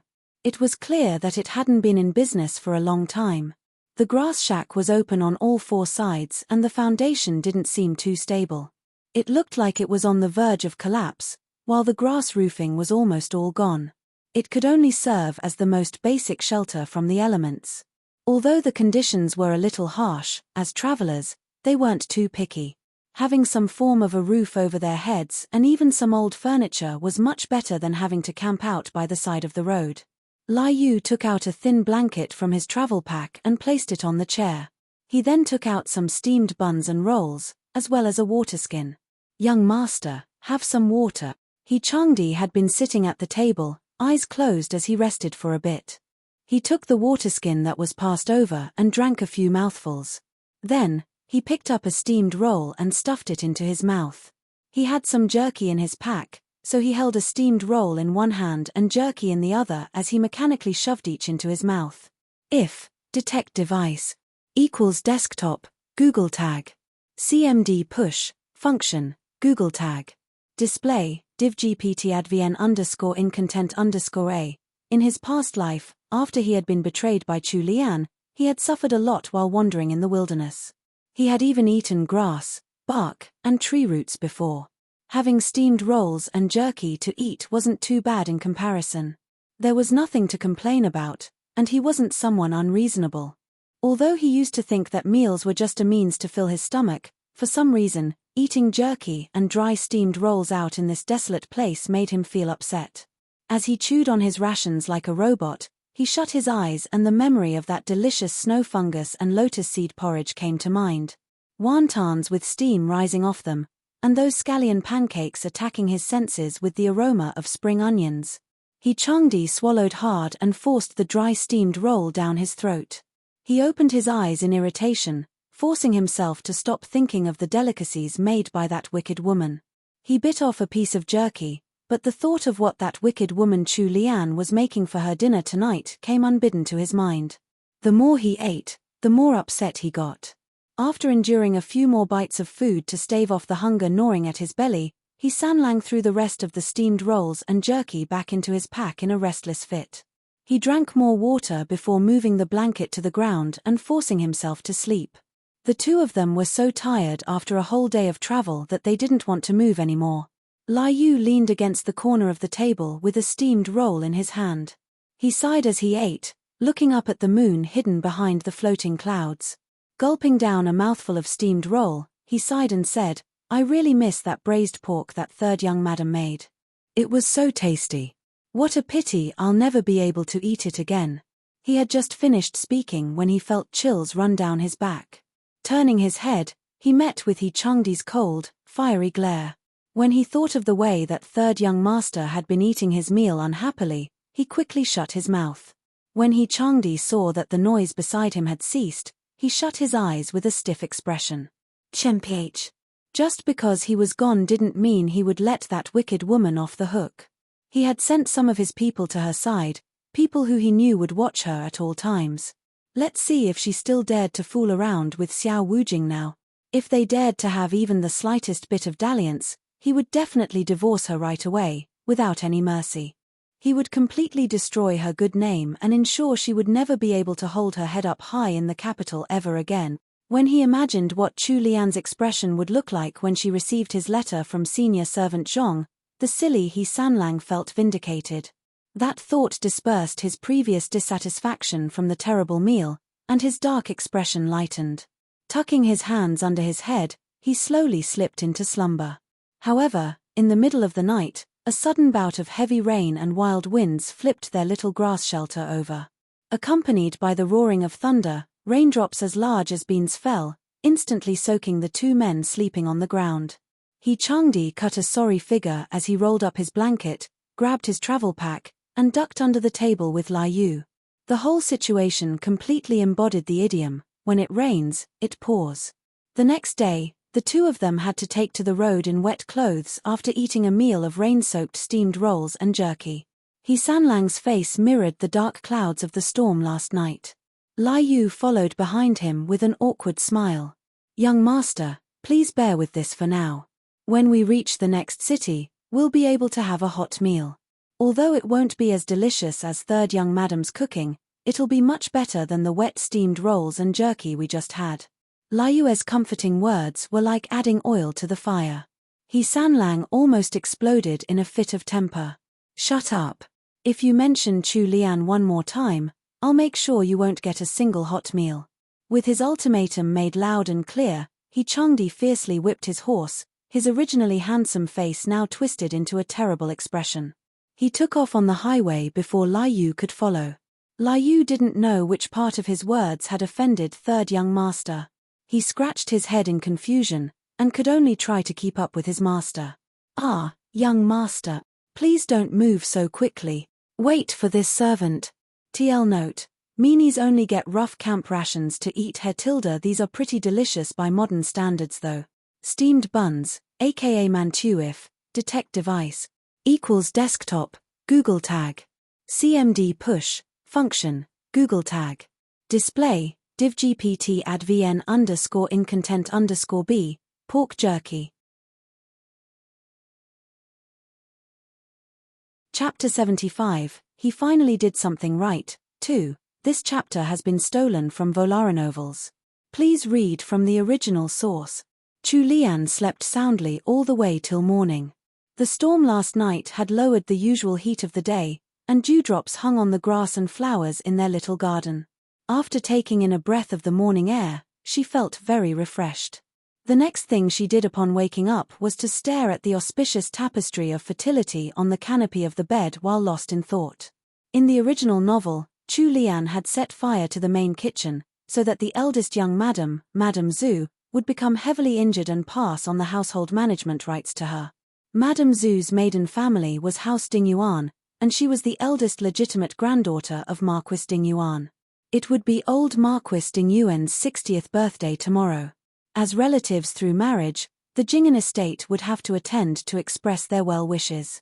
Madame Zhu had been heavily injured in the original story, so she had been unable to attend. Thus, matriarch He had brought Chu Lian along with her to send their congratulations to the Dingyuan estate. Chu Lian had not only met Xiaobo Jian in the Dingyuan estate, but a series of events had happened that destroyed Chu Lian's reputation and sowed the seeds of suspicion between Chu Lian and matriarch He. Since she knew what kind of disaster was going to happen at the Dingyuan estate, she had to find a way to avoid going there at all costs. Furthermore, Madame Zhu was perfectly well now. Her attendance at that event wouldn't make an impact on the Jing'an estate at all. After completing her plans, Chu Lian got out from bed. This morning, she taught Xian how to make steamed soup dumplings. When a basket of soup dumplings was brought down from the tower of steamer baskets, she could see wisps of hot air rising from it. Chu Lian picked one dumpling up and bit a small hole at the top before gently sucking out all the fragrant juices within. She had purposely made them perfectly bite-sized, so she ate the whole dumpling in a single bite. There was no better feeling in the world. Paired with crisp pickled cucumbers and thick rice porridge, Chu Lian ate half a basket of dumplings. The remaining baskets were shared amongst the servants in Songtao court. Since they had some martial arts skills, senior servant Zhong, Wenqing, and Wenlan were able to take a whole basket for themselves. There wasn't any trace of their haughtiness or calm from last night as the three of them wolfed down their food.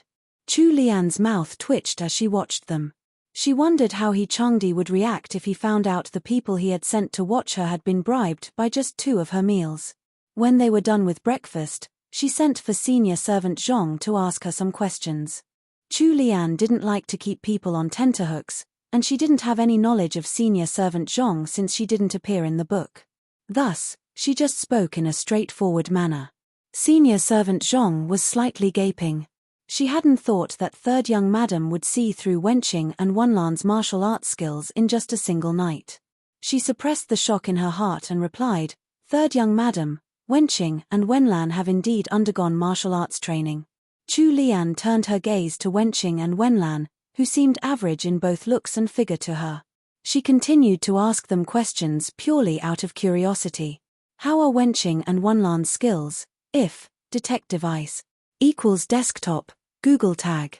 CMD push, function, Google tag. Display, div GPT advn _incontent _a. Senior servant Zhong felt a little dizzy.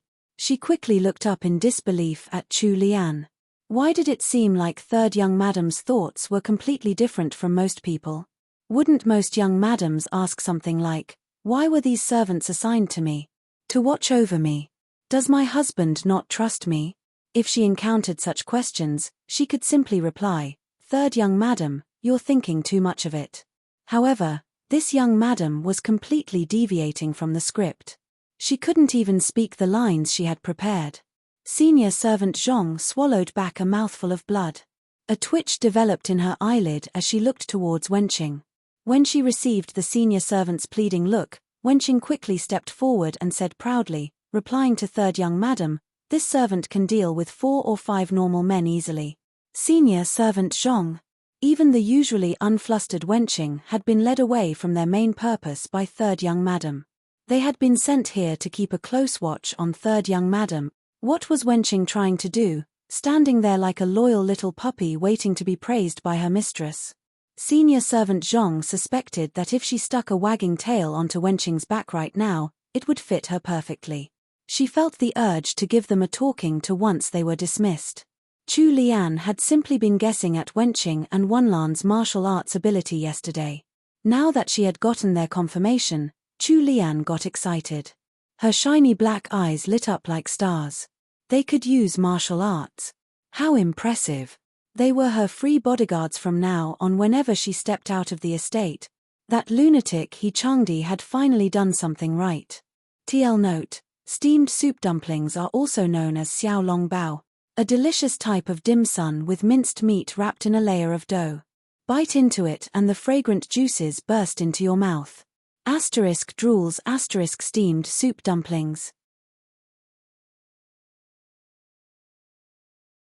Chapter 76, Marquis de Nguyen's Longevity Feast. 1. This chapter has been stolen from Volara novels. Please read from the original source. Seeing Chu Lian nod in satisfaction, senior servant Zhong had the urge to cover her face in shame. When they were done with breakfast, Chu Lian rested for an hour before heading to Qingxi Hall to give her daily greetings to matriarch He. The matriarch was already getting on in age, so she didn't sleep much, especially in a hot summer like this. She had already been up for a while. When Chu Lian reached Qingxi Hall, the matriarch had just finished her breakfast. Chu Lian greeted her in the traditional manner of a junior family member, and matriarch He waved her forward with upturned, smiling eyes. Sanlang's wife, come sit by grandmother's side. Chu Lian sat down on the low stool a step below the matriarch. She looked at matriarch He as she asked, "Grandmother, is there any news from my husband?" She had just been married to He Changdi for a few days and the two of them hadn't consummated their marriage. He Changdi had even treated her with the equivalent of a cold shoulder. No matter how outstanding his looks were, Chu Lian had no feelings for him at all. She was simply acting the part of a devoted wife for the matriarch's sake. Although she didn't like Yi Chengdi's actions, she liked the matriarch. Since the second day of her marriage, during the tea ceremony, she could see the genuine care and concern this old granny held for her. Chu Lian wouldn't let anyone who treated her well be sad. Matriarch, he sighed and stroked Chu Lian's soft head of hair. That San Lang is really San Lang's wife. Please don't worry too much about him. I've already asked Dalang to send people out with inquiries. There'll be news soon.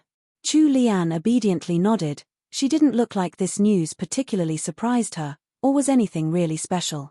However, it was this lack of expression that caused the matriarch's heart to ache in sympathy. She had been the one to plead with the Empress Dowager for a girl from House Yinghua, but now, that girl had to suffer living like a widow while her husband was still alive. Thus, she felt a little more guilty compared to the other members of the family. Chu Lian noticed the gloom creeping onto the matriarch's face and hurriedly tried to change the topic. "Grandmother, what did you have for breakfast today?" Immediately after she asked, Chu Lian almost blushed with shame. What was wrong with her? The only topic she could come up with was related to food. However, she couldn't take back her words, so the only thing she could do was suppress her blush and look up at matriarch He. The matriarch could see the embarrassment on Chu Lian's face, so she burst out into laughter. "What's wrong? You didn't have enough to eat in your own courtyard?" Chu Lian blushed at matriarch His teasing. Of course she had eaten her fill. Half a basket of soup dumplings had gone into her stomach. Even now, Chu Lian still felt bloated. If detect device equals desktop, Google tag. CMD push, function, Google tag. Display, divgpt advn incontent a. Matriarch He was already old. Her daughters had already left the estate a long time ago, and her daughter-in-law had given birth to 3 sons. When Madame Zhu had married into the estate, she had already been over 20 years old. Matriarch He hadn't had the company of young ladies around the age of 15 like Chu Lian in a long time, so she cherished seeing her innocent reactions even more. When she saw that Chu Lian was already flushed and didn't know how to answer, the smile on her face grew. "Grandmother doesn't have a very good appetite in the summer. I only ate half a bowl of red bird's nest.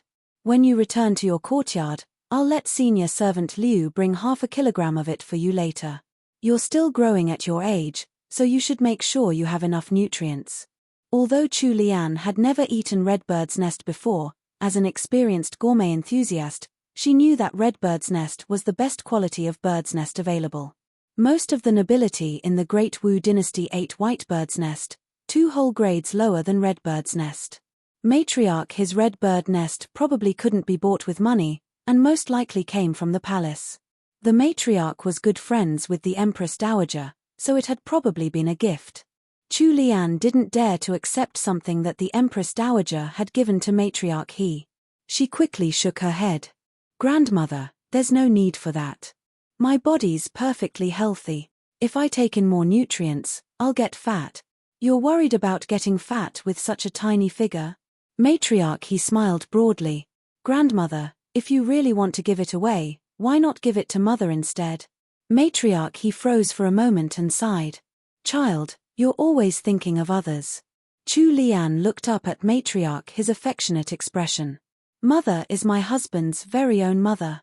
How could mother be counted as an outsider?" Warmth suffused matriarch His heart and she poked Chu Lian's little nose. "Sanlang's wife, you really are such a good child. All right, grandmother will send some red bird's nest to your mother.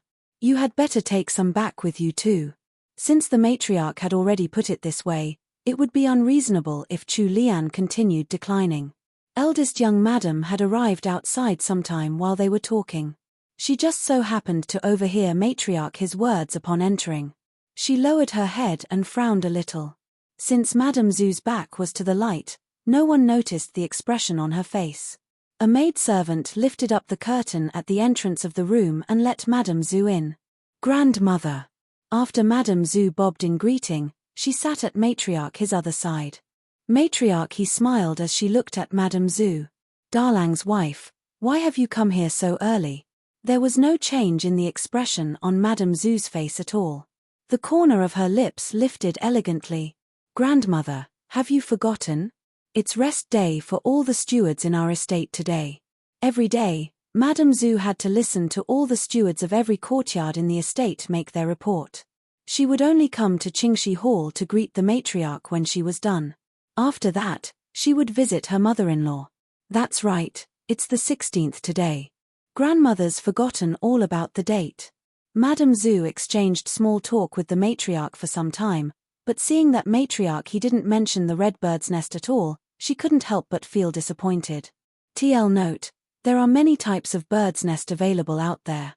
The red blood bird's nest that they have here is commonly thought to contain blood from the parent birds, but the red color actually comes from minerals from the environment, e.g., limestone caves. Here's some delicious soup red bird's nest soup, and more information about the types of bird's nest can be found here. https://pbmo. Files.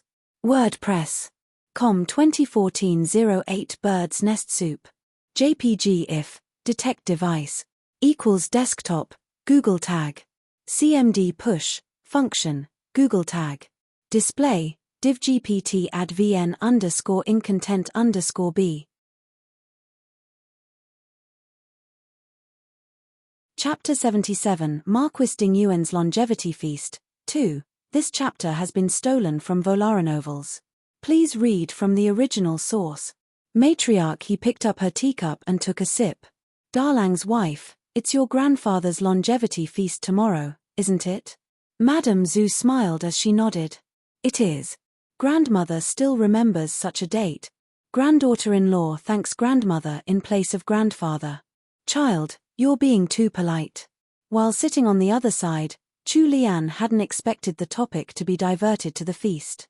She tried to shrink into her seat and hide her presence. Why don't you guys attend the longevity feast by yourselves? Please don't remember to invite me along. However, the heavens didn't listen to her pleas. Matriarch he suddenly changed the discussion. Sanlang's wife has just married into the family, but lately, she's only spent time alone at home. Why don't you bring her along with you when the time comes? Matriarch he would be attending the feast as well, but the old madams had their own circles. It wasn't suitable for a young lady to join them. Since Chu Lian was a newlywed and Madame Zhu was still young, it would be better for Madame Zhu to introduce some of the young madams of the capital to Chu Lian. Chu Lian's body stiffened.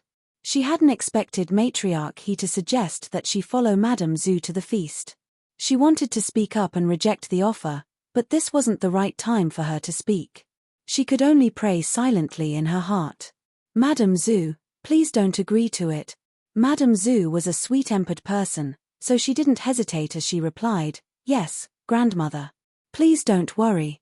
I'll bring third sister-in-law with me tomorrow and take care of her. Matriarch he nodded in satisfaction. He Changdi had just left home, and there hadn't been any news of him yet. She wanted to help Chu Lian take her mind off her missing husband, so she had made the suggestion to Madame Zhu. However, her good intentions had actually caused more trouble instead. Chu Lian was suffering inwardly beyond words, but she couldn't show any of it. She could only brace herself and agree to the outing. The two granddaughters-in-law sat with the matriarch for a while longer before they took their leave to visit their mother-in-law. If detect device equals desktop Google tag CMD push function Google tag display div gpt add vn_incontent_a. Countess Jingan's condition wasn't too good today. When Chu Lian arrived for her visit, the countess was still asleep. Madame Zhu and Chu Lian sat in the outer room for 10 minutes before leaving and returning to their respective courtyards. The next day, Chu Lian was to follow her sister-in-law, Madame Zhu, to the Dingyuan estate for the longevity feast. When she woke up in the morning, senior servant Gui and Xian helped Chu Lian into the dress they had already picked out. Since she was still a newlywed madam, they had chosen a brightly colored dress. It matched perfectly with the ruby hair ornament Chu Lian had. Before leaving Songtao Court, senior servant Zhong suddenly coughed once. Chu Lian turned around and gave senior servant Zhong a weird look before realization dawned on her. She then ordered, Xian and Wenqing will serve me at the Dingyuan estate today. The two maidservants obediently agreed. Senior servant Zhong shot a look at Wenqing. Before they left the courtyard, She even whispered a reminder into Wenqing's ear. "Remember what I said last night. If you slip up, just wait for your punishment when you return." Wenqing nodded fervently. Rest assured, she wouldn't let any men near third young madam at all. For the sake of her delicious meals, she was going to fight with all her might. Any shameless man who wanted to snatch her third young madam away would be beaten down without mercy. Luckily, senior servant Zhong wasn't able to read Wenqing's thoughts. Otherwise, she probably would have puked up a mouthful of blood. "Girl, that wasn't what she instructed you to do last night." When they reached the screen at the entrance of their estate, Chu Lian was invited by senior servant Liu to take matriarch his carriage. Madame Zhu boarded another carriage with her two daughters, Little Anne and Little Lin, while her husband, He Daleng, followed next to the carriage on horseback with the guards. Their party left the Jing'an estate and made their way towards Marquis Ding Yuan's estate. Matriarch his carriage wasn't very big, but it was comfortable inside. Senior servant Liu sat by the matriarch while Chu Lian sat opposite them. Senior servant Liu had a round fan in hand and was gently fanning the matriarch. Matriarch he was wearing a dark purple 8-bolt dress, as well as an emerald green headband embroidered with a pattern for fortune tied around her head. Her white hair was held up by a long hairpin made out of carved jade. She looked like a noble old madam, subtle and dignified. "Sanlang's wife, have you visited the Dingyuan estate before?" When matriarch he spoke up, Chu Lian realized why the matriarch had invited her to share her carriage today. The matriarch wanted to give her some pointers on the connections between the people of the Dingyuan estate. Although she knew a little about the events of the novel, there was a limit to how much could be conveyed without diverting too much from the plot. She couldn't possibly know about the relations of every single family in the capital, so she shook her head honestly. Matriarch he was very satisfied with her honesty, so she quietly revealed everything she could. House Dingyuan was Madame Zhu's maiden family. They were flourishing in terms of population, and Madame Zhu was old Marquis Dingyuan's eldest legitimate granddaughter. Imperial consort De had come from the Dingyuan estate, and was old Marquis Dingyuan's daughter. However, it had been many years since consort De had entered the palace. She had only given birth to a single daughter, who had unfortunately passed away at the age of 5. Princess Liao looked quite similar to consort De's deceased daughter, so amongst the many princes and princesses in the palace, consort De's favorite one was the 10-year-old Liao. By the time they reached the Dingyuan estate, Chu Lian had already been given a clear picture of House Dingyuan's situation. In summary, Marquis Dingyuan was one of the emperor's most trusted officials, and they couldn't afford to offend them. When matriarch he noticed the slightly overwhelmed expression on Chu Lian's face, she smiled and patted Chu Lian's hand in comfort. "Don't worry, grandmother told you all this just to let you understand what's going on in the Dingyuan estate. As for the rest, don't think about it. Just follow your sister-in-law. She'll take good care of you."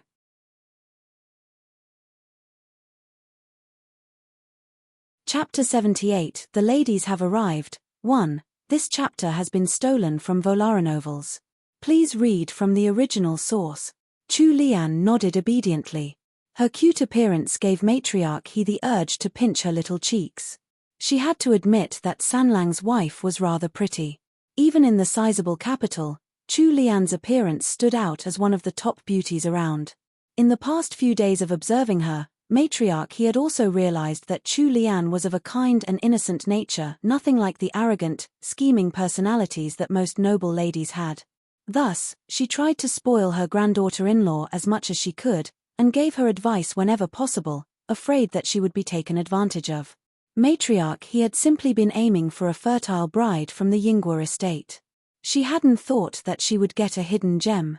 It was also due to her understanding of Chu Lian's personality that matriarch he found it strange that He Changdi had left home so suddenly, just to join the army. How could Sanlang leave behind such a beautiful, good-natured wife, just like that? Chu Lian was submerged in worries of her own, so she didn't notice matriarch his momentary distraction. After thinking it over, Chu Lian still decided to remain low-key today. She also had to avoid going to the Dingbo pavilion in the Dingyuan estate at all cost. Allowing the servants to support her as she got off the carriage, she saw that Madame Zhu was already waiting outside with her two nieces. He Dalling sent them off to the inner court before he followed a manservant to the outer court, where the guests were being received in the parlor. Madame Zhu handed little Anne and little Lin over to their nursemaids and gave them orders. Take the young ladies to play with their cousins. It was clear that Madame Zhu returned to her maiden home often.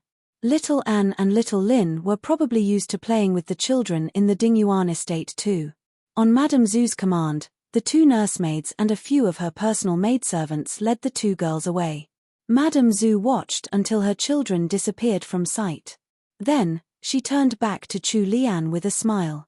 Third sister-in-law, come with me. Don't be nervous. Perhaps we'll bump into your relatives from your maiden family here. Chu Lian couldn't help but be a little nervous. No one would be able to relax in a strange, new environment, especially since it was her first time here. Madame Zhu walked with Chu Lian for about 10 minutes, introducing the various interesting sights in the estate on the way. When they reached a large pond covered in lotus plants, Madame Zhu stopped. She pointed over to the opposite side of the pond. Third sister-in-law, look over there. That's my court, where the young madams and ladies are gathering. Chu Lian looked in the direction that Madame Zhu pointed out.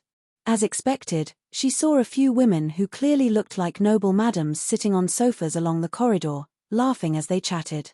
Maidservants and older servants were bustling in and out of the parlor next to the water. The whole place looked lively. She swept her gaze over the group of young madams, but she didn't recognize a single one. With her sharp eyes, Madame Zhu singled out one of the ladies to her. Third sister-in-law, look, isn't that your eldest sister-in-law from the Yingguo estate? Chu Lian opened her shiny, black eyes wide, and spotted Madame Rong walking out of the parlor with another middle-aged woman. They were clearly laughing as they spoke together. If, detect device, equals desktop, Google tag. CMD push, function, Google tag. Display, divgpt advn _incontent_a.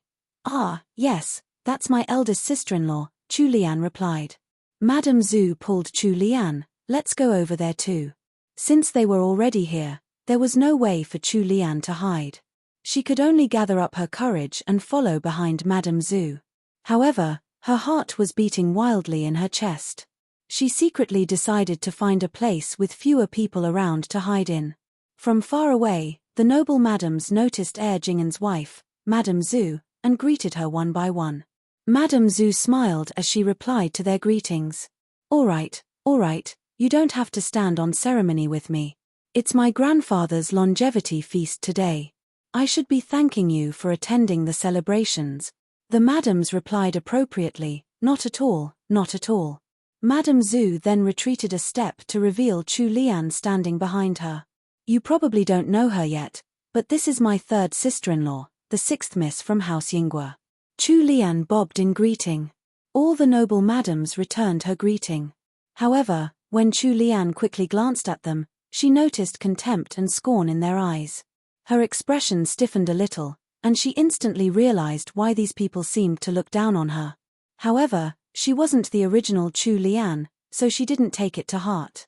Although their stares made her feel a little uncomfortable, her usual brand of carefree personality stopped it from bothering her too much. She didn't need to rely on their help to survive, so why should she care about what they thought of her? All she had to do was live happily without any regrets. After sorting through her thoughts, the nervous tension on her face disappeared, and her bright, sunny nature shone through. Chu Lian was in the best time of her youth right now. With her natural beauty, and with how Xian had specially dressed her up this morning, she looked like a stunning young lady. The relaxed and open expression on her face only highlighted her pretty looks. She calmly and generously greeted all the noble madams. This time, the madams were the ones who felt uncomfortable. However, they could only bear with it on account of Madame Zhu watching them. Madame Zhu brought Chu Lian over to pay her respects to Madame Huang, the wife of Heir Dingyuan. Although Madame Zhu was the eldest legitimate granddaughter of House Dingyuan, she was born from the second branch instead of the main branch. Heir Dingyuan was the eldest son of the main branch and his wife was thus her eldest aunt. After greeting the wife of Heir Dingyuan, Madame Zhu kept Chu Lian by her side and brought her around to meet some of the capital's other noble ladies. Meeting the ladies was simply a matter of showing them her face and then giving them a formal greeting. This wasn't too hard for Chu Lian. She only had to stand quietly behind Madame Zhu like a flower vase after giving her greetings. Chapter 79. The ladies have arrived. 2. This chapter has been stolen from Volaranovels. Please read from the original source. A maidservant suddenly rushed out of my court and came to the parlor, heading straight for Madame Zhu. When she reached Madame Zhu's side, she tiptoed a little and whispered something into Madame Zhu's ear. Eldest young madam, second madam has something to discuss and wants to meet with you immediately. Madame Zhu's expression immediately turned solemn. She nodded to the maidservant, who was dressed in green and was one of her mother's handmaidens. Madame Zhu turned to look at Chu Lian and found that she looked a little lost. She couldn't stop worrying, but fortunately, a busty young madam dressed in purple had just come walking by. "Azi, why are you so late?" Madame Zhu stepped forward to welcome her in delight. When Chu Lian looked up at the young Madame Zhu had called Azi, she felt a slight chill in her heart. Wasn't this woman one of the supporting female leads in the original novel? Her name was Wei Fengzi, and she was the youngest sister of imperial concubine Wei. She was also the wife of the Ministry of Personnel's vice minister. She only made an appearance much later in the novel. Chu Lian hadn't expected to see her here at Marquis Ding Yuan's longevity feast. Yuanjing. Wei Fengzi had a faint smile on her lips. Her light yellow dress made her look much younger than her age. Yuanjing was Madame Zhu's name. From the way they addressed each other, it could be seen that they were good friends. "Azi, this is my new third sister-in-law. Help me take care of her for a bit. I have something urgent to attend to at my mother's place." "Okay, don't worry about it, go ahead." Wei Fengzi sent a reassuring look to Madame Zhu. With that, Chu Lian watched as Madame Zhu took her maidservants with her and quickly disappeared into my court. Chu Lian, who was left behind, was extremely troubled. The original Chu Lian had been rivals with this Wei Fengzi. Wei Fengzi looked Chu Lian up and down with a measuring gaze. Upon seeing her head slightly lowered, Wei Fengzi frowned. "Little sister Chu, why don't you sit here?" Chu Lian looked up and glanced at Wei Fengzi. Another young madam started to call out to Wei Fengzi from not far away. The corners of Chu Lian's mouth twitched a little as she quickly offered, "Madam, if you're busy, you don't have to look after me. I'll be fine just sitting over there." For some reason, Wei Fengzi just didn't feel all too happy with this new third young madam from House Jing'an. If not for Madame Zhu's request, she wouldn't have even bothered with this girl. Since Chu Lian was now rejecting her kind invitation, she naturally no longer had any patience to deal with her. If detect device equals desktop, Google tag. CMD push, function, Google tag. Display, divgpt add vn_incontent_a. Fine, I'll go over there then. If there's anything you need, send a maidservant to me. Chu Lian nodded obediently and even looked up to smile at Wei Fengzi. It wasn't until Wei Fengzi had left that Chu Lian let out a soft sigh. She looked around and found a nice corner outside the corridor, and made her way towards it. Although she could hear the discussion from the crowd around her and their opinions of her, it was no use getting angry over something like that. They could choose to say whatever they wanted with their own mouths, and she couldn't control that. Chu Lian pursed her lips and pretended not to hear anything. She leaned against the sofa. There were a few plates of snacks on the small tables next to the sofa, so Chu Lian casually picked out a piece to eat. After taking a bite, she frowned and almost spat it out. What in the world was this made of? It was sweet, but not too sweet. It was also sour, but not quite. In short, it tasted terrible. Now that she had tasted the snacks that the Dingyuan estate served to their guests, Chu Lian finally understood why Cook Ju's pastries had seemed so delicious to everyone. Just across the lotus pond, a handsome man dressed in a navy brocade robe stood in the corridor of Qingfeng Court with a fan in one hand. His long, narrow eyes were fixed upon a particular spot in my court. In a corner of one of corridors in my court, a young madam was lying on a sofa. Reaching out with her slender fingers, she picked up a small cake and took a bite. Her face quickly contorted into a frown. She put the cake back down on the table, and even stuck out her tongue in disgust. As he continued staring at Chu Lian, Xiao Bojian's eyes darkened until they were as black as ink. He couldn't help but think in his heart, Liana is still the same as before, she only likes sweet things. The snacks here in Marquis Ding Yuan's estate are a little sour, so it's no wonder she doesn't like them. Senior Xiao, what are you looking at out there? When Xiao Bojian turned around, he saw Zhenghua walking towards him, dressed in a round-collared brocade robe. Zhenghua. Zhenghua followed Xiao Bojian's line of sight. After a moment, he spoke up. That seems to be where all the noble madams are. My mother is there too. Why, Senior Xiao, is there someone you recognize over there? Xiao Bojian hid the emotions swirling in his eyes and calmly said, I'm just taking a look. Let's go in. Zhenghua was about to head inside when a young lady who had been facing away suddenly turned, revealing her face. He was shocked by her beauty, and his eyes lit up. Senior Xiao, don't go yet. Look over there. Xiao Bojian turned back and looked in the direction that Zhenghua was pointing. He happened to spot Chu Lian, who was now gazing across the pond, and the expression on his slightly feminine face turned stormy.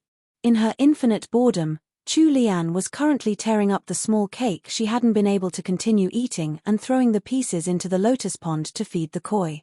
Hey, isn't that House Jing'an's third young madam, Miss Chu? A voice suddenly interrupted out of the blue. Chu Lian turned, a little surprised. She could hear the swell of discussion from some people not far away. Heavens, why are feudal Princess Anmin, Imperial Princess Liao, and Royal Princess Duanjia all here? TL note, a horde of princesses has appeared. Prepare for a long note here. Their ranking goes from highest to lowest. If, detect device, equals desktop, Google tag. CMD push, function, Google tag. Display, divgpt advn incontent b, 1. Imperial princess equals daughter of the Emperor 2. Royal princess equals niece or sister of the Emperor 3.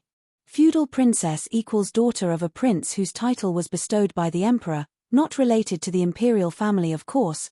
The princesses outrank the noble madam.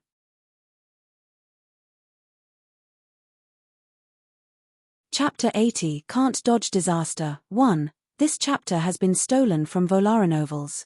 Please read from the original source. Chu Lian's brows drew together as she looked towards the young girls standing not far away, dressed according to their high status. What was going on?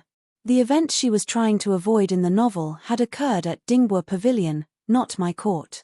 Furthermore, these noble personages hadn't appeared in that event. Why did these princesses have their eyes on her now? Chu Lian felt a headache brewing. She couldn't even tell which princess was which. Since she didn't know their identities or their family backgrounds, she could only bow in greeting towards them. Sister Yuan-Chin, is that the woman that brother he abandoned? The slightly older girl standing at the back chuckled in a haughty manner. She was the legitimate fifth miss from House Ding Yuan, Zhu Yuan-Chin.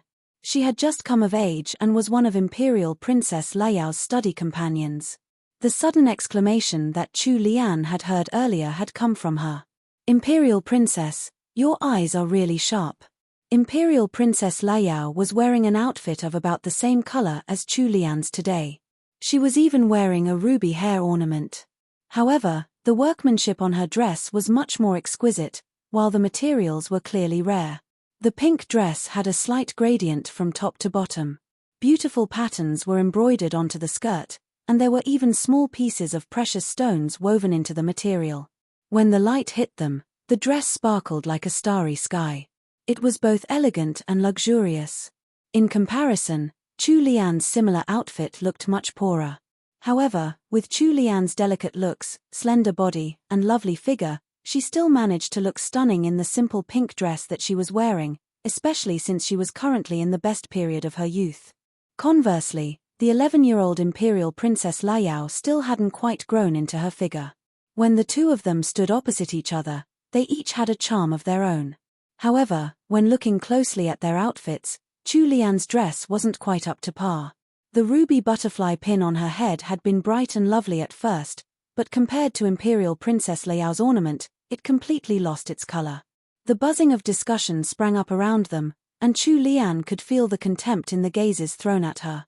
How shabby. Imperial Princess Liao smirked as she said. With that one comment from the princess, the noise of discussion grew ever louder. All the voices she had been trying to ignore fell into her ears one by one. Well, didn't House Jing'an connect with House Yingguo because of their particularly fertile ladies? Did you hear?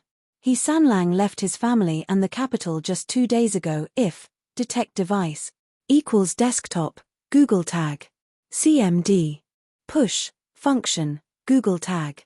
Display, divgpt advn _incontent_a.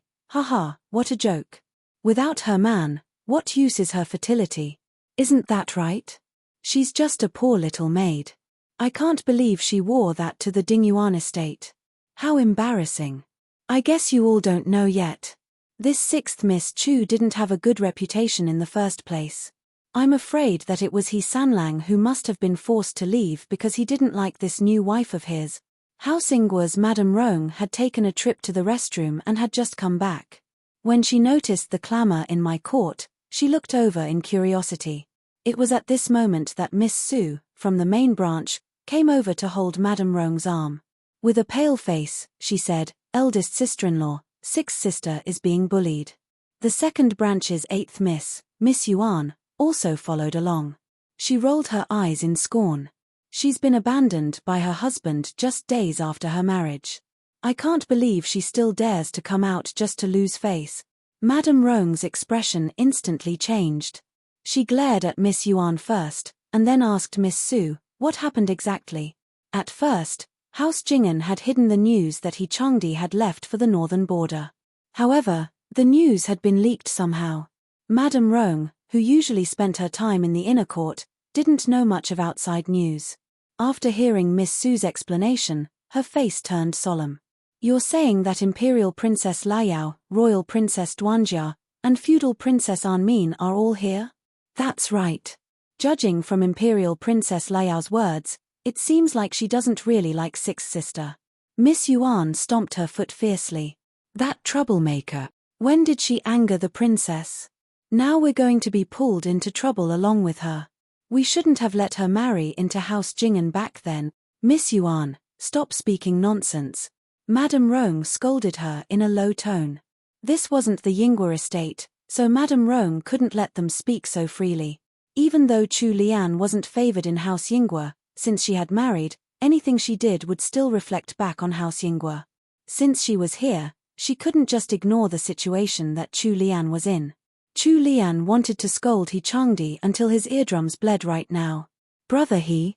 When did that fellow seduce this princess? Furthermore, this princess was still pretty young. Wasn't she a little too mature for her age? Royal Princess Duanjia was standing next to Imperial Princess Liao.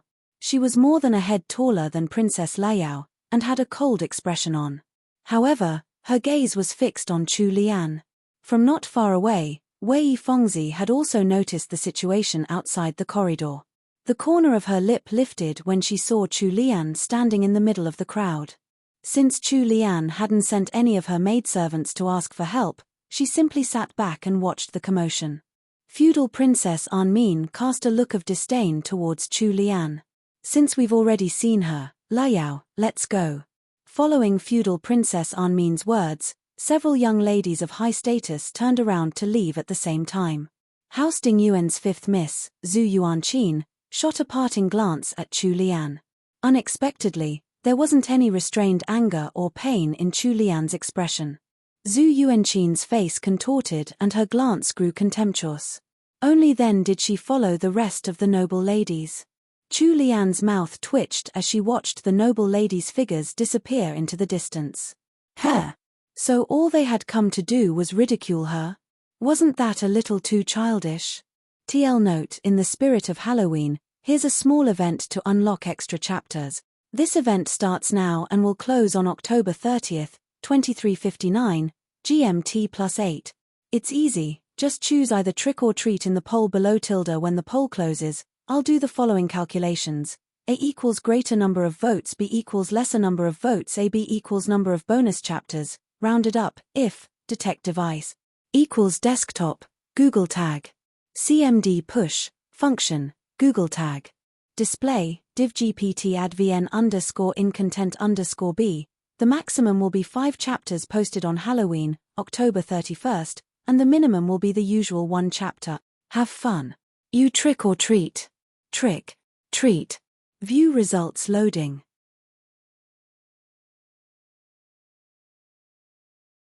Chapter 81 Can't Dodge Disaster. 1. This chapter has been stolen from Volaranovels. Please read from the original source. Madame Rome was about to come over to help Chu Lian out. Upon seeing Imperial Princess Liao leading the rest of her party away, she heaved a great sigh of relief. However, without waiting for her to relax, a sharp scream filled the air. Ah! Chu Lian felt someone push her hard and she wobbled. Following that, some sweet-smelling things fell over her and rolled all over the floor. Chu Lian froze in shock. When she looked down, she noticed that there were some longevity peach buns scattered all over the ground. The person who had knocked into her was already on her knees, wailing and crying. Chu Lian felt the urge to roll her eyes. The group of noble ladies hadn't gone too far. Their attention was attracted by the new commotion, so they started to turn around to look.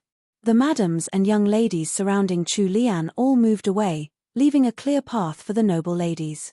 When Zhu Yuanqin spotted the longevity peach buns all over the ground, her calm demeanor cracked and she quickly walked over. She pointed at Chu Lian while trembling in anger. You! How could you destroy the birthday present my mother prepared for my grandfather? Birthday present? These ugly longevity peach buns? Lady, stop pulling my leg. Isn't this trap you've made way too obvious? After Zhu Yuanqin's shout, someone in the crowd exclaimed. Look at the shape of the buns. These must have been made by Mr. Wang from Duran Restaurant. They were destroyed just like that. What a waste. The corners of Chu Lian's mouth twitched. These half-grown ladies were not just using a plate of longevity peach buns to sabotage her. They were even praising these buns like they were made by some master chef. What were they trying to pull? What happened to the pushed-into-water trap she had been expecting in the novel? How did the trap become even more stupid? Those lumps on the floor were just some white steamed buns dyed a little red. How could they be some top-class longevity peach buns made by some amazing chef? If detect device equals desktop, Google tag. CMD push, function, Google tag. Display, divgpt advn incontent_a. Please, don't joke around with me. Of course, the crowd couldn't possibly hear Chu Lian's inner ranting. The crowd parted again and a richly dressed 40-year-old madam walked out. When Chu Lian looked at her, the madam's sharp gaze shot back at her. With anger rumbling in her tone, she questioned, "What's going on here?" This was Heir Dingyuan's wife, Madame Huang, whom Madame Zhu had brought her to greet earlier. She was also Zhu Yuanqin's mother. The person kneeling on the ground, trembling, was a maidservant dressed in a ginger-colored dress.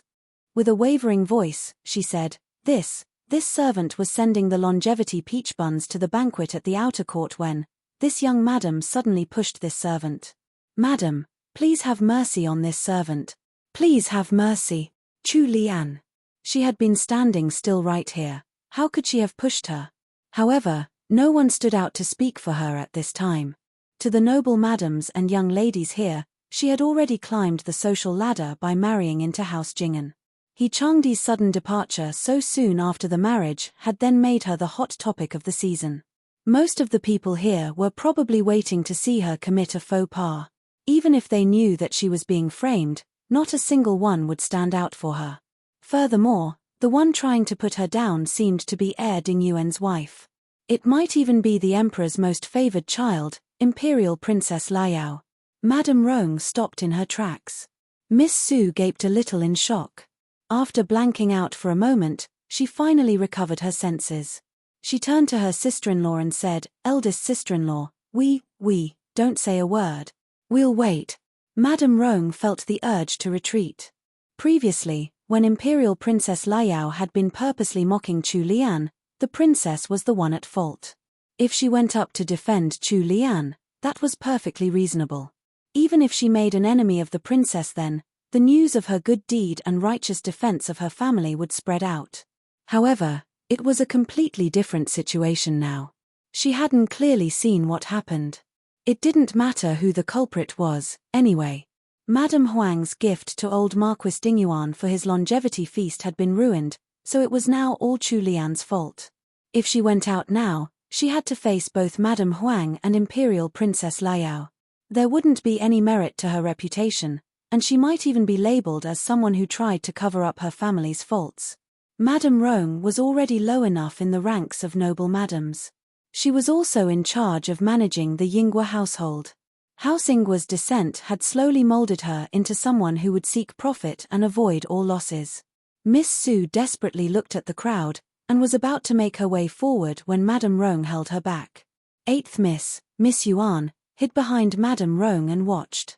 Hidden in the shadows, her lips curled up. Xiao Bojian stood outside the corridor, his right hand gripping the red-painted railing tightly as his gaze fixed upon the scene across the pond.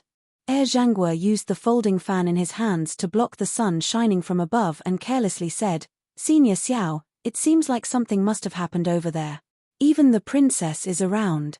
It looks quite lively." On the 3rd floor of Qingfeng Court, the smell of hardwood incense filled the area. There was practically no one around, and it was extremely peaceful and serene. The window facing the pond was only opened halfway, and from that small opening, a tall person could be seen. If detect device equals desktop, Google tag. CMD push, function, Google tag. Display, divgpt_advn_incontent_b. He had sharp features, and a pair of azure eyes that were currently focused on my court. The man waved his hand and a human figure appeared next to him. "Master, what are your orders?" "Go over to my court. If they try to punish Miss Chu, save her." "Understood." The figure disappeared in a flash. TL note, these are probably what Chu Lian got hit with XD longevity peach buns.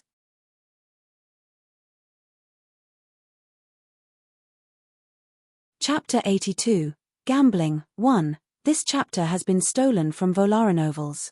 Please read from the original source. After hearing what the maidservant in Ginger had said, all eyes landed on Chu Lian. Amongst the various mocking, appraising, smug, and complicated looks of the crowd, Madame Huang had the fiercest gaze. When she finally spoke up, slowly and surely, everyone could hear the frost that emanated from her. "House Jingen's 3rd young madam. I expect you to take full responsibility for this matter." Duran Restaurant's Mr. Wang didn't accept requests from just anyone. In the entire capital, he was the only one who could make such beautiful longevity peach buns. It was considered a great honor if he produced a plate for a noble's longevity feast. Madame Huang had gone to Duran Restaurant 3 times, and spent a whole 1,000 taels of silver to do so. However, the freshly steamed longevity peach buns she had spent so much effort to obtain were now ruined, just like that. Madame Huang's current rage was to be expected. Compared to House Jingen, House Dingyuan was currently much more favored with the emperor, as they had an imperial concubine from their house sitting in the palace. If they were to go against each other, House Jingen would have to bow to House Dingyuan. Furthermore, the cause of the trouble was House Jingen's new 3rd young madam, who had come from the declining House Yinghua. She was most likely going to be utterly humiliated here, and her crime of disrupting the old Marquis longevity feast would probably spread through word of mouth, affecting her reputation. The noble madams who had come from similarly poor houses were starting to sympathize with Chu Lian. Xian was in a fit upon seeing the situation. She wanted to squeeze out of the crowd to look for eldest young madam, Madame Zhu. If eldest young madam were here, Madame Huang might let her go for eldest young madam's sake. However, she was being held back by a few maidservants, and she couldn't get away. She was so frenzied that her eyes were turning red. Wei Fengzi noticed that Chu Lian still remained rather expressionless despite the trouble she was in. There wasn't a single shred of cowardice or fear in her eyes as she stood her ground in the middle of the crowd. Wei Fengzi raised a single eyebrow and she stood up.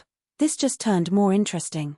Meanwhile, a spark of interest flared in the eyes of Royal Princess Duanjia, who was standing behind Imperial Princess Liao.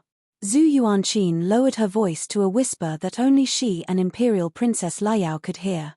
With a smirk on her face, she asked, "Imperial Princess, are you satisfied?" Imperial Princess Liao couldn't resist laughing as she watched the sorry-looking Chu Lian surrounded by the crowd, with fingers pointing at her from every direction. She was extremely satisfied. Such an average, useless woman had dared to marry above her rank and snatch her brother He away. She was going to make this useless woman suffer today, see if she would dare to ever come out of her estate again after this. If detect device equals desktop, Google tag. CMD push, function, Google tag. Display, div GPT advn _incontent _a. House Ding Yuan's fifth miss, Zhu Yuanqin, angrily added, "House Jingan's third young madam, do you know how much this plate of longevity peach buns are worth? Let me tell you, without counting the effort my mother put in to procure them, they cost at least 1,000 taels." Gasps of shock rippled through the crowd. 1,000 taels. That wasn't a small sum, even to a madam living in a noble estate. For a declining house like House Yinghua, the maximum amount of dowry a legitimate daughter would get was 1,000 taels. Someone like Chu Lian, who was neither loved by her father nor favored by her stepmother, couldn't even dream of getting that much. The corner of Chu Lian's eye twitched. Wasn't House Dingyuan way too greedy? Or perhaps it was that Imperial Princess Liao? They wanted her to fork out 1,000 taels for that lousy plate of buns. It was practically daylight robbery. Chu Lian inwardly pouted. Her entire dowry wasn't even worth 1,000 taels. Since these people were trying to push her into this trap, wouldn't it be silly if she didn't at least try to fight back? That's right, she had to get them back. Chu Lian put on a shocked expression and looked at the longevity peach buns scattered all over the ground. She then said, "These longevity peach buns are worth 1,000 taels. Fifth miss, surely you're joking?"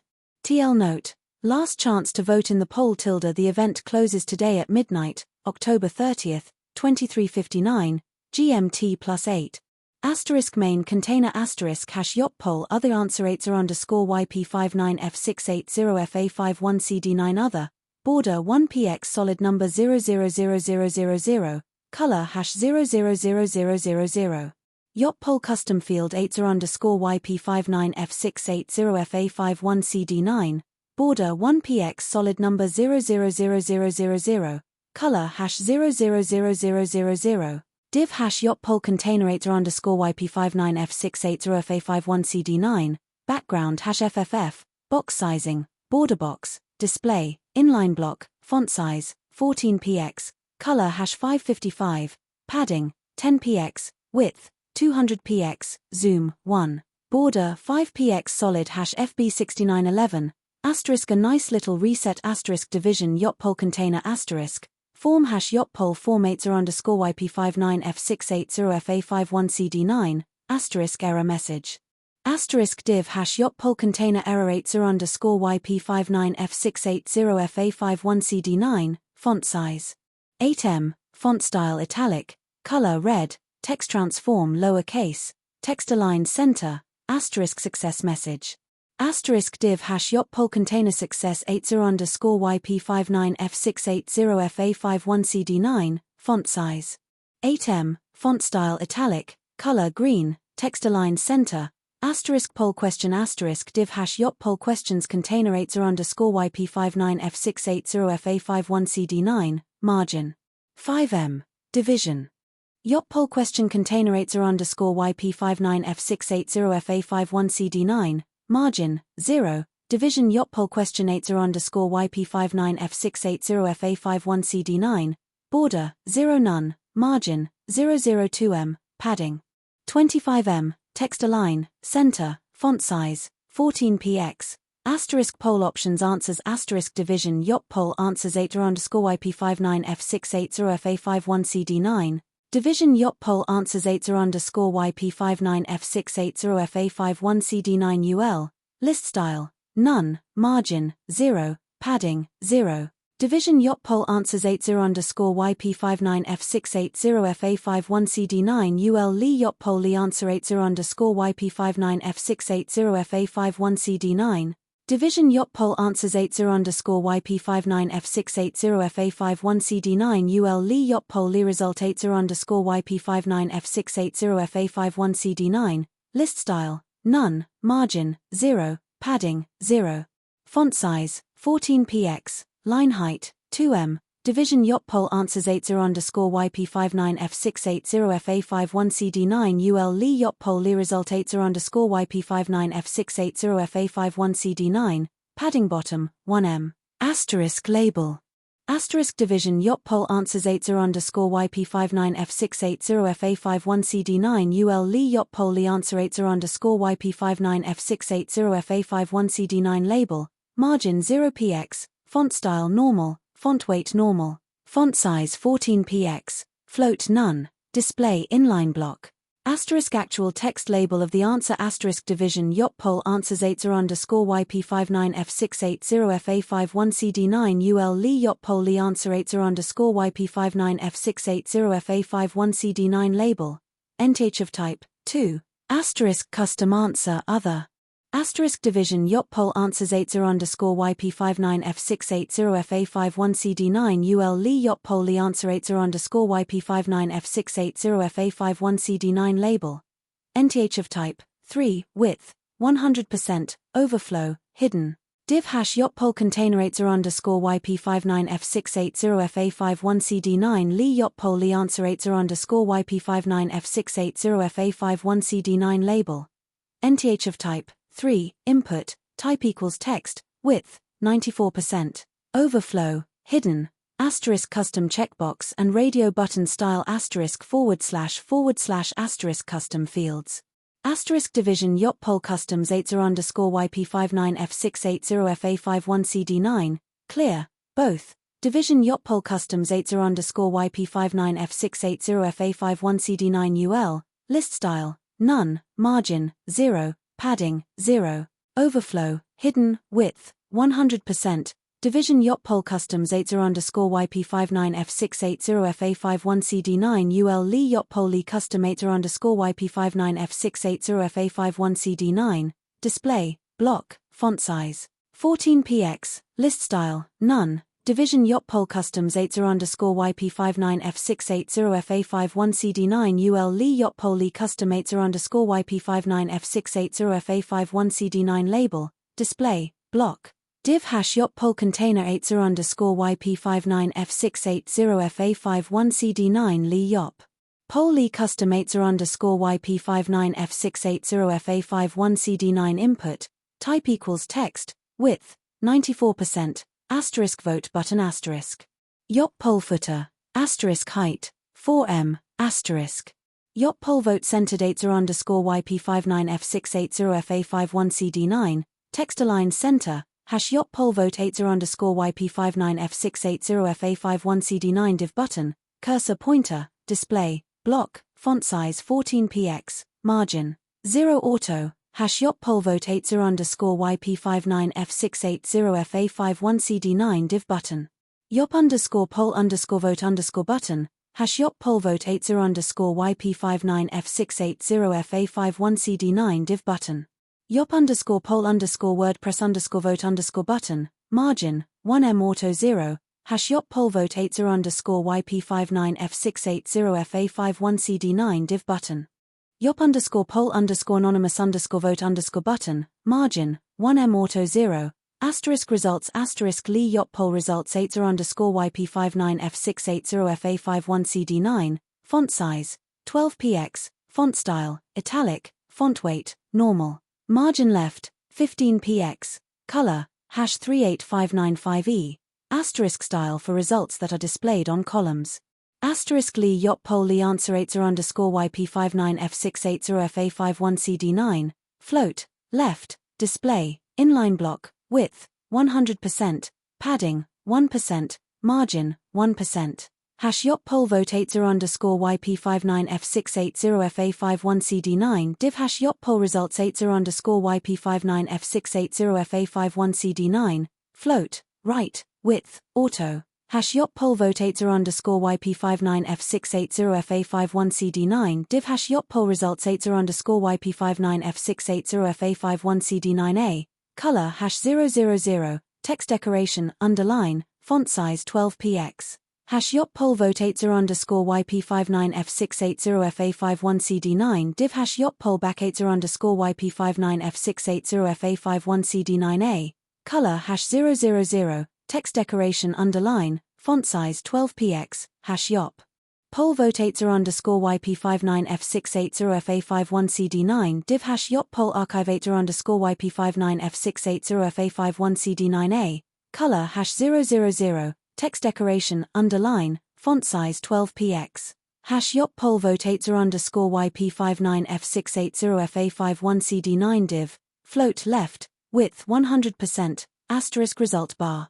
Asterisk.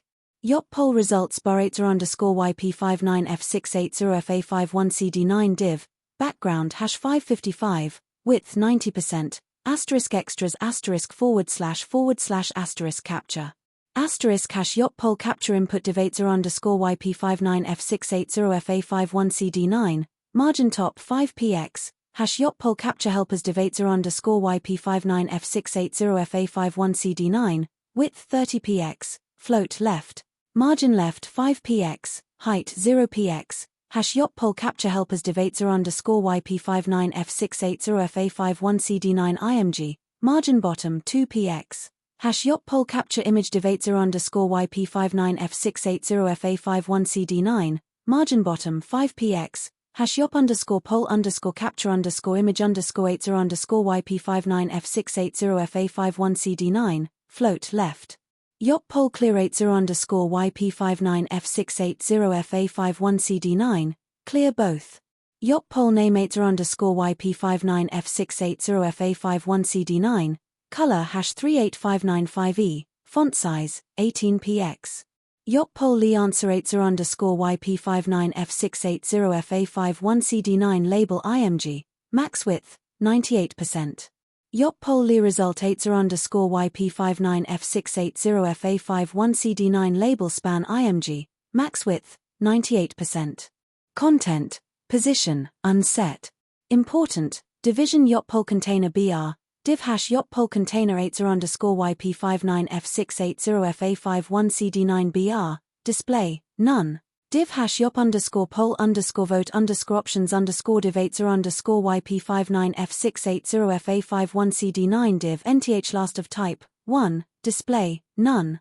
#yop_poll container 80_YP59F680FA51CD9 img, max width 200px. Yop_poll forms display, trick or treat tilde? Trick, treat. Make your choice.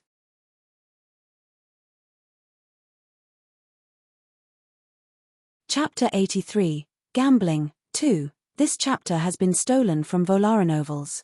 Please read from the original source. Zhu Yuanqin had been expecting Chu Lian to start worrying about how to repay the 1,000 taels. She hadn't thought that Chu Lian would actually start suspecting the value of the longevity peach buns instead. Her face immediately flushed red from her anger. Zhu Yuanqin was just a 12-year-old girl after all. She was also a favored legitimate daughter in her house, and Imperial Princess Liao's companion. She was usually pampered by everyone, and the one thing she hated the most was when anyone challenged her authority. Chu Lian's comment had sparked the fuse on her firecracker temper. Chu Lian, how dare you doubt my word? Don't think that you can accuse us like this just because you're too poor to pay us back. Let me tell you now, I don't care about the 1,000 taels. Zhu Yuanqin's face was completely red by now. Madame Huang hadn't expected her daughter to lose her calm after a single sentence from Chu Lian. She frowned and shot a look at Zhu Yuanqin. Unfortunately, Zhu Yuanqin was currently blinded by her rage and didn't notice the look from her mother. Madame Huang suddenly regretted agreeing to her daughter's request about using that plate of longevity peach buns to make things difficult for Chu Lian. However, now that her daughter had spoken, it wasn't appropriate for her to step in. If she stepped in now, it would seem as if she was bullying a junior. Chu Lian was still a young lady who had just come of age, after all. In Zhu Yuanqin's rage, she had actually called out Chu Lian's full name. In a public event like this, calling out someone's full name, especially a married woman's, was extremely rude. Zhu Yuanqin's sudden flare of temper caused the spectating noble madams to frown. She was already 12 this year. In another 2 years, it would be time for her to be engaged. By being this unruly in such a public place with so many noble madams watching, she was actually spoiling her own chances of finding a good husband. Chu Lian smiled inwardly. It was 100 years too early for this little brat to think of trapping her. Fifth Miss Zhu, 1,000 taels isn't a small sum for me. Of course I'll have to ask a few questions to understand what's going on. Please excuse me. Chu Lian had generously admitted to her own shortcomings. Yes, she was poor. Although her maiden family had a noble title, they were already on the decline. This was common knowledge, and there wasn't any need to hide it. At this point in time, if she tried to pretend to be rich and flaunt her wealth, that would simply draw their ire. She already knew that these stupid buns had definitely cost 1,000 taels. If they were trying to humiliate her, Madame Huang definitely wasn't going to lie. However, she had purposely brought up this line of talk in order to make Zhu Yuanqin get angry. By freely admitting her financial situation, Chu Lian actually garnered the admiration and respect of quite a few spectators.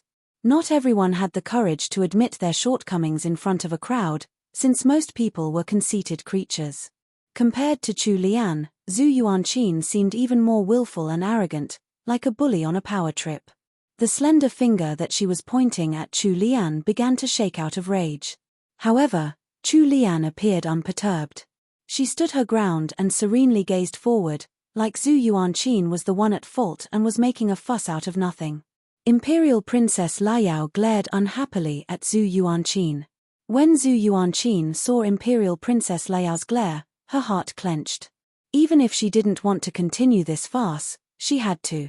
Zhu Yuanqin hardened her stance and said, Chu Lian, no matter what, you have to account for this to my mother.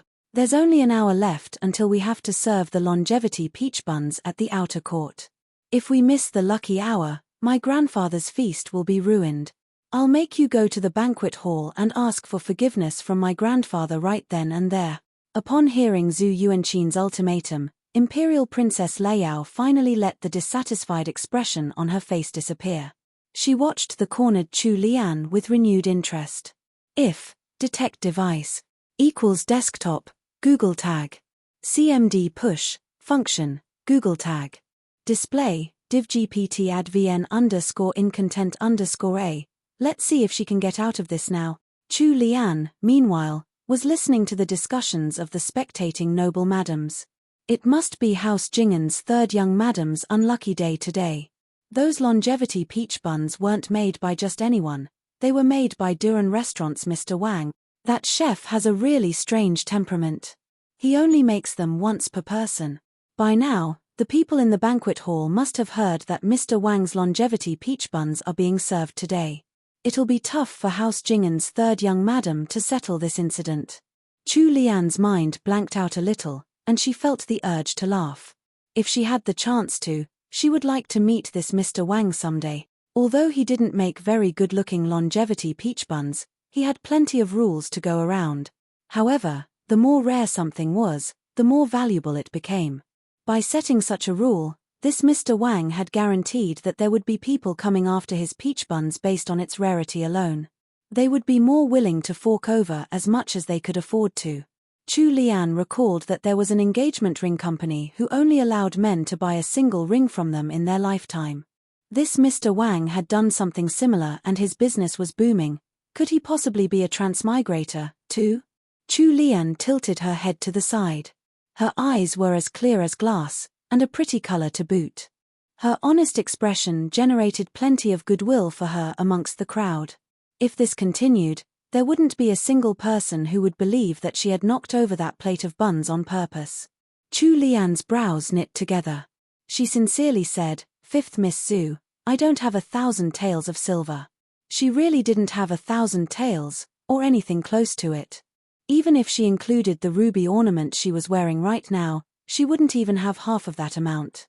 Hearing her reply, Zhu Yuanqin cast a contemptuous look at her. She smirked. Then go to the banquet hall and plead for forgiveness from my grandfather. TL note, the poll results are out. More people answered treat, so I took treat trick equals 1209,780 equals 155. This would originally be rounded up to 2 chapters for Halloween, but since so many people wanted a treat, I'm adding one more. There'll be 3 chapters today. Did you enjoy this mini event? Are there other games you'd like to play? 3.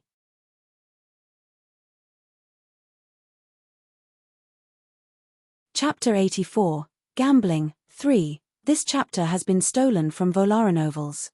Please read from the original source. The crowd sucked in their breaths. If the third young madam from House Jingen really went to the banquet hall and asked for forgiveness from old Marquis Dingyuan in front of all the distinguished male guests, House Jingen would never be able to hold their heads high in the capital again. Without waiting for the crowd to pity her, Chu Lian said with a clear voice, "However, I'm willing to compensate Madame Huang with more longevity peach buns." Chu Lian's sparkling eyes, straight back, and complete lack of any cowardice drew everyone's gazes. "Oh, how are you going to make up for them? These longevity peach buns were made by Dian Restaurant's Mr. Wang. Can you make the exact same ones?" The one speaking was feudal Princess An Min. She raised her chin slightly, showing off her clear disdain for a lowly person like Chu Lian.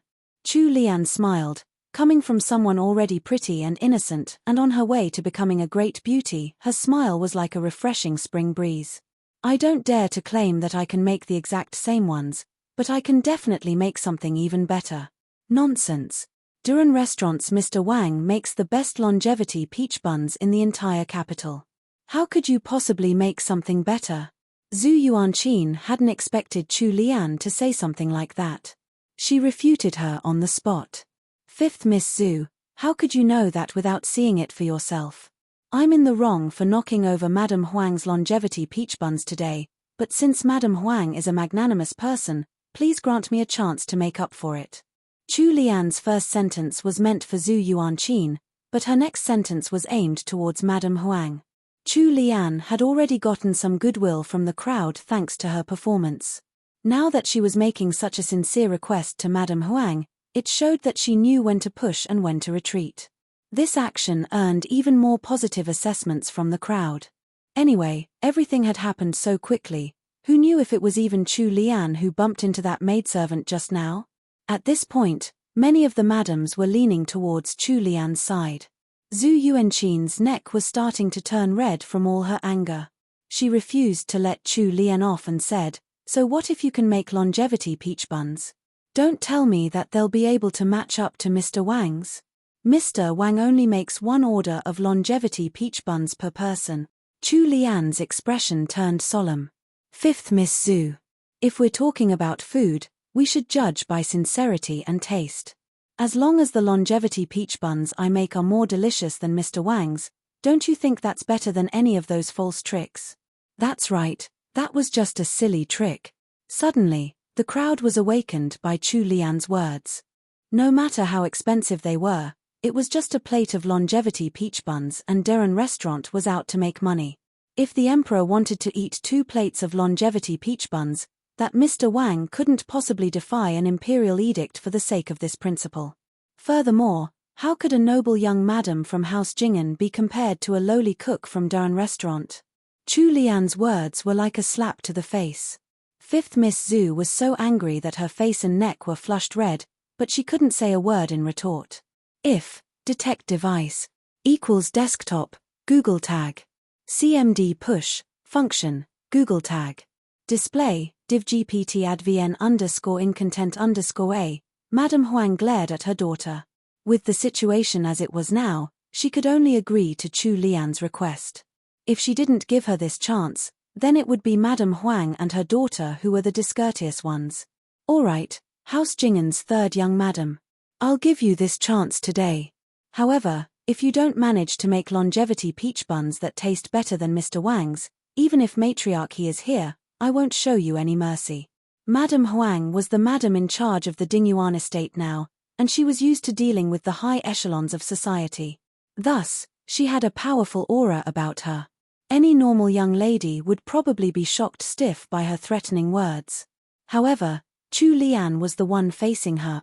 The business dealings in the modern world were much more sly and craftier than this, and she had met all sorts of bosses before. How could she be afraid of someone like Madame Huang? Of course, Madam. Chu Lian respectfully bobbed towards Madame Huang. Her actions were completely in line with etiquette, and there was nothing to pick on. Although Madame Huang was inwardly raging, on the outside, she maintained her elegant demeanor. Her sharp eyes watched Chu Lian as she secretly harumphed. Inside the privacy of her mind, she thought, don't think longevity peach buns are that easy to make.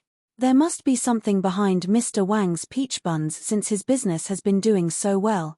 At least, up until now, all the nobles who ate Mr. Wang's longevity peach buns have had nothing but praise for them. Child, be careful. It won't be easy to clean up your mess if you've boasted beyond your abilities.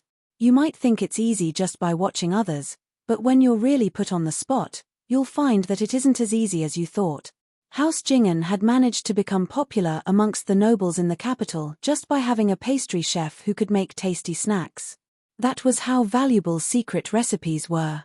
If House Yingguo had some secret recipe for longevity peach buns that was better than Mr. Wang's, they would have used it to gain popularity a lot earlier. After thinking it through, Madame Huang was even more certain that Chu Lian was being too overconfident. She didn't believe that Chu Lian could make anything close to Mr. Wang's longevity peach buns, never mind something better than them. When Madame Rong, who was still standing in the crowd, heard that Chu Lian was going to suddenly make longevity peach buns of her own, she almost fainted out of shock. She had eaten Mr. Wang's longevity peach buns only once before.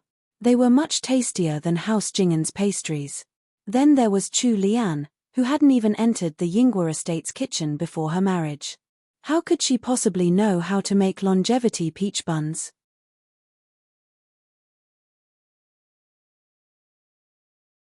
Chapter 85, Wager 1. This chapter has been stolen from Volaronovels.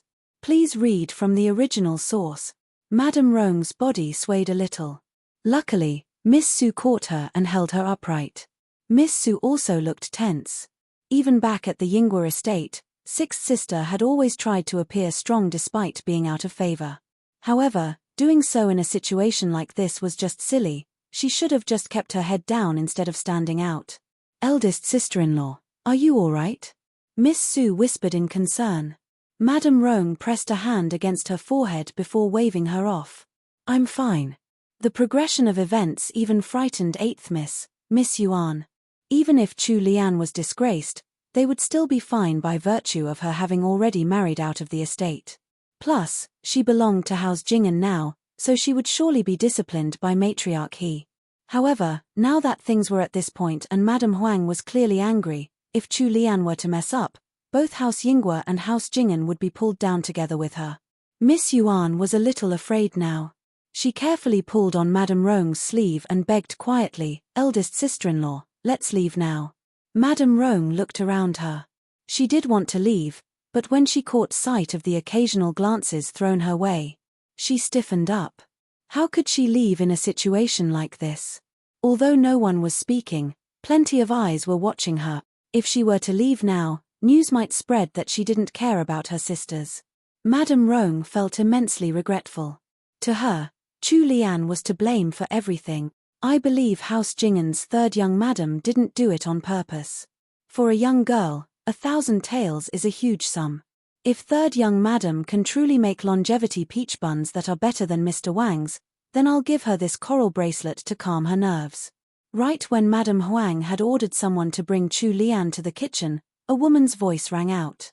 The crowd slowly parted to let her through. A middle-aged madam dressed in a begonia-colored 16-bolt dress stepped out, accompanied by a group of people behind her. Immediately, whispers of discussion sprang up around them. Lady Yang is here. Madame Huang won't be able to continue doing as she likes now. Lady Yang? Chu Lian turned her bright, clear eyes in the direction the crowd was looking in.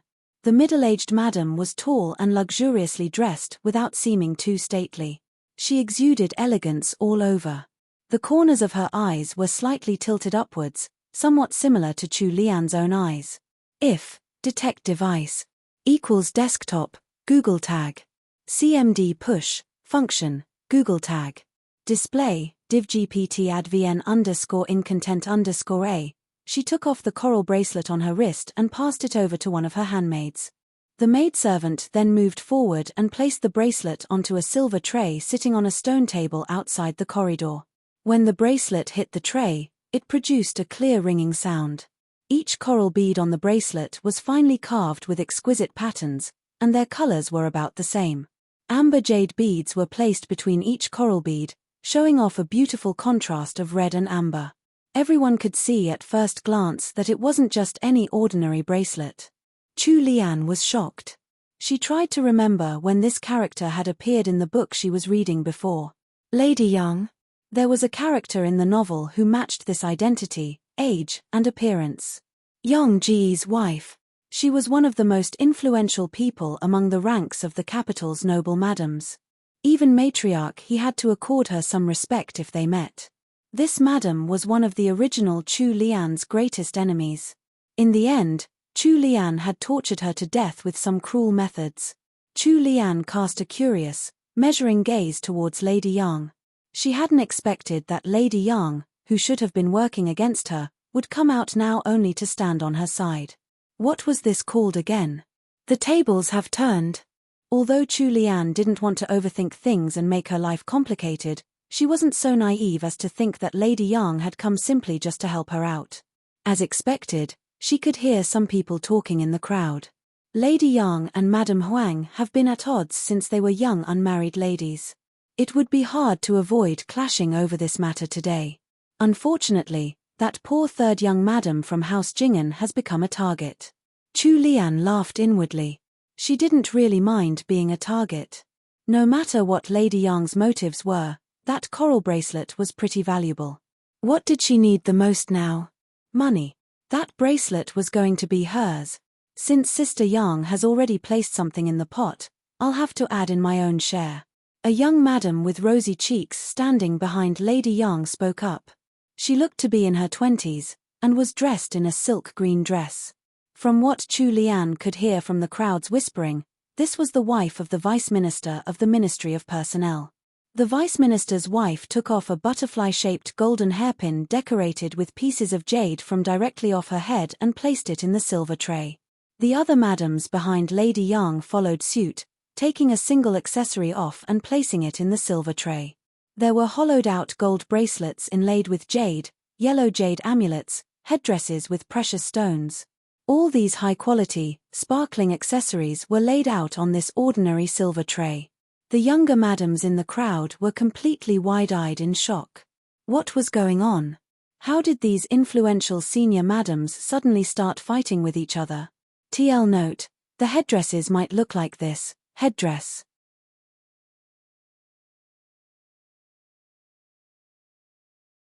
Chapter 86, Wager, 2. This chapter has been stolen from Volaronovels. Please read from the original source. The moment Madame Huang caught sight of Lady Yang, she gritted her teeth.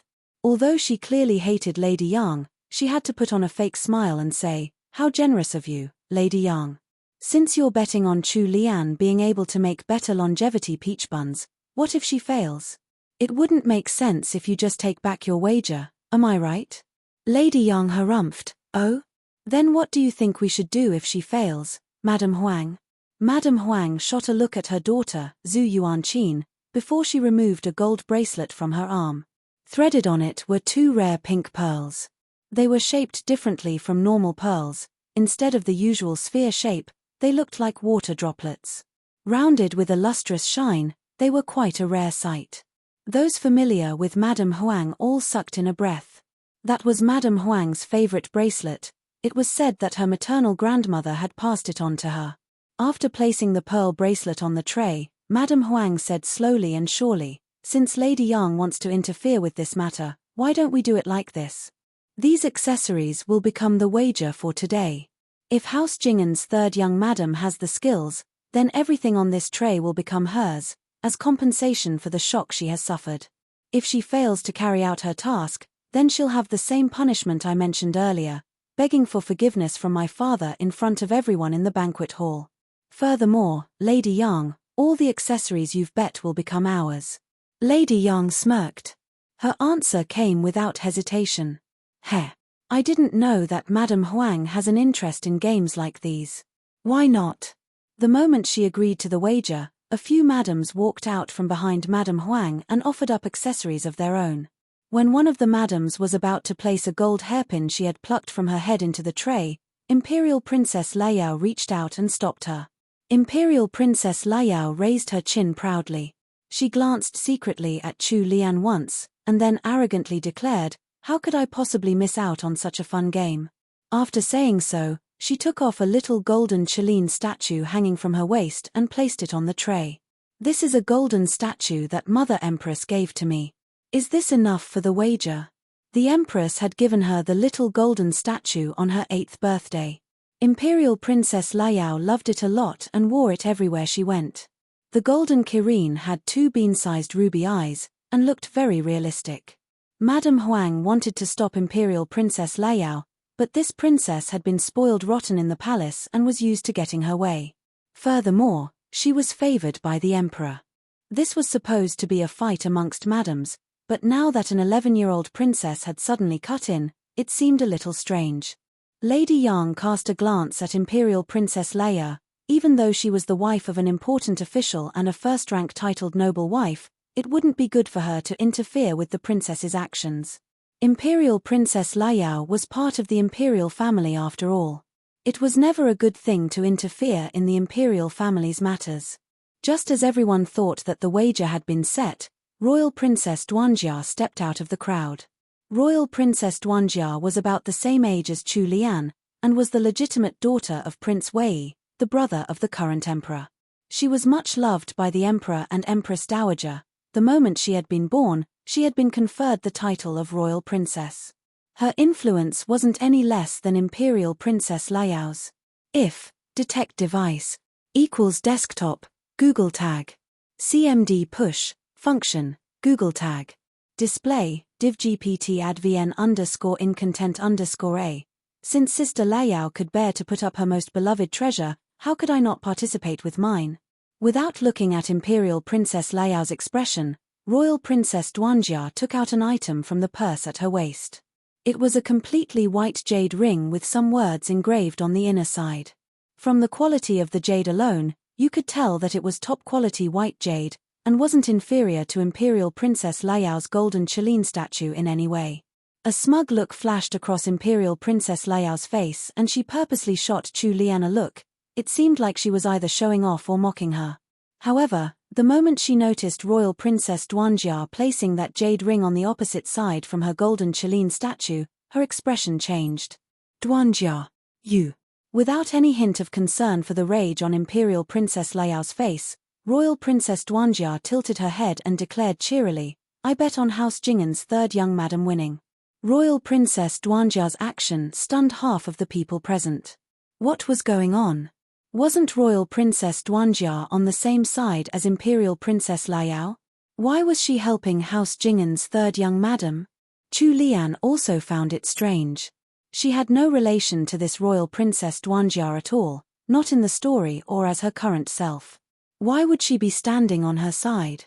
Due to her curiosity, Chu Lian couldn't help but look twice at Royal Princess Duanjia. When their gazes met, Royal Princess Duanjia raised an eyebrow and actually smiled at Chu Lian. Chu Lian shifted away her gaze and felt the urge to scratch her head from confusion. Since 2 respected members of the imperial family had just joined in the bet, the excitement of the crowd had been ramped up to the maximum. These noble madams and young ladies usually passed their days in boredom. Just by attending a simple longevity feast at Marquis de Nguyen's estate, they had bumped into such a spectacular show. Everyone was inwardly shouting with excitement. Something like this would surely become the talk of the capital amongst the upper class. No matter what the result was, everyone would be talking about it within 2 days' time. Feudal Princess An Min wanted to have her turn too, and thought of stepping out to add her contribution to the pot. However, she was held back by Zhu Yuanqin. Zhu Yuanqin had received a hint from her mother, and shook her head at Feudal Princess An Min. Feudal Princess An Min could only give up the idea of joining in. She was an imperial princess's daughter, so she ranked a step lower than Imperial Princess Liao and Royal Princess Duanjia. Since there were already 2 daughters of the imperial family taking part, it wasn't appropriate for her to join in as well. Madame Roan gripped a jade amulet tightly in her hands, hesitating and thinking hard. In the end, when she saw that Imperial Princess Layao and Royal Princess Duanjia had joined the wager, her courage shrunk even more. Under these circumstances, if she added to the pot, she would be going directly against Imperial Princess Layao. TL note. Another long note. Chelin. The Chelin is a Chinese mythical beast which looks like a chimera of multiple animals. It's usually seen as a good omen. Imperial Princess Layao's golden Chelin statue might look like this, but smaller. Chelin statue. Mother Empress. Imperial Princess Layao addresses the Empress as Mother Empress or Muhu. Although the Empress is not actually her mother, she has to call the Empress Mother Empress, while her own mother is called Mother Consort or Mufei. This is meant as respect for the Empress, who is the Emperor's sole legal wife. Prince Wei brothers of the Emperor are given titles as princes. The Emperor's daughters are imperial princesses. A prince could be the Emperor's son, brother, or even uncle. A prince's daughters are royal princesses. An imperial princess's daughters are feudal princesses. If detect device equals desktop, Google tag. CMD push, function, Google tag. Display, divgpt advn _incontent _b, feudal princess Anmin not joining the wager. If she joins either side, she would make the game imbalanced as there would be 2 princesses on one side. She also ranks lower than Layao and Duanjia, so it's not good for her to go against either one. You're tuning in to the Dreamy Chapters YouTube channel. We're so grateful for your support, and don't forget to subscribe to join us on this incredible journey through captivating stories. Your generosity through donations truly makes a world of difference, as it's the primary source of revenue that allows me to expand and enhance this channel for you. Thank you from the bottom of my heart for being a part of this adventure.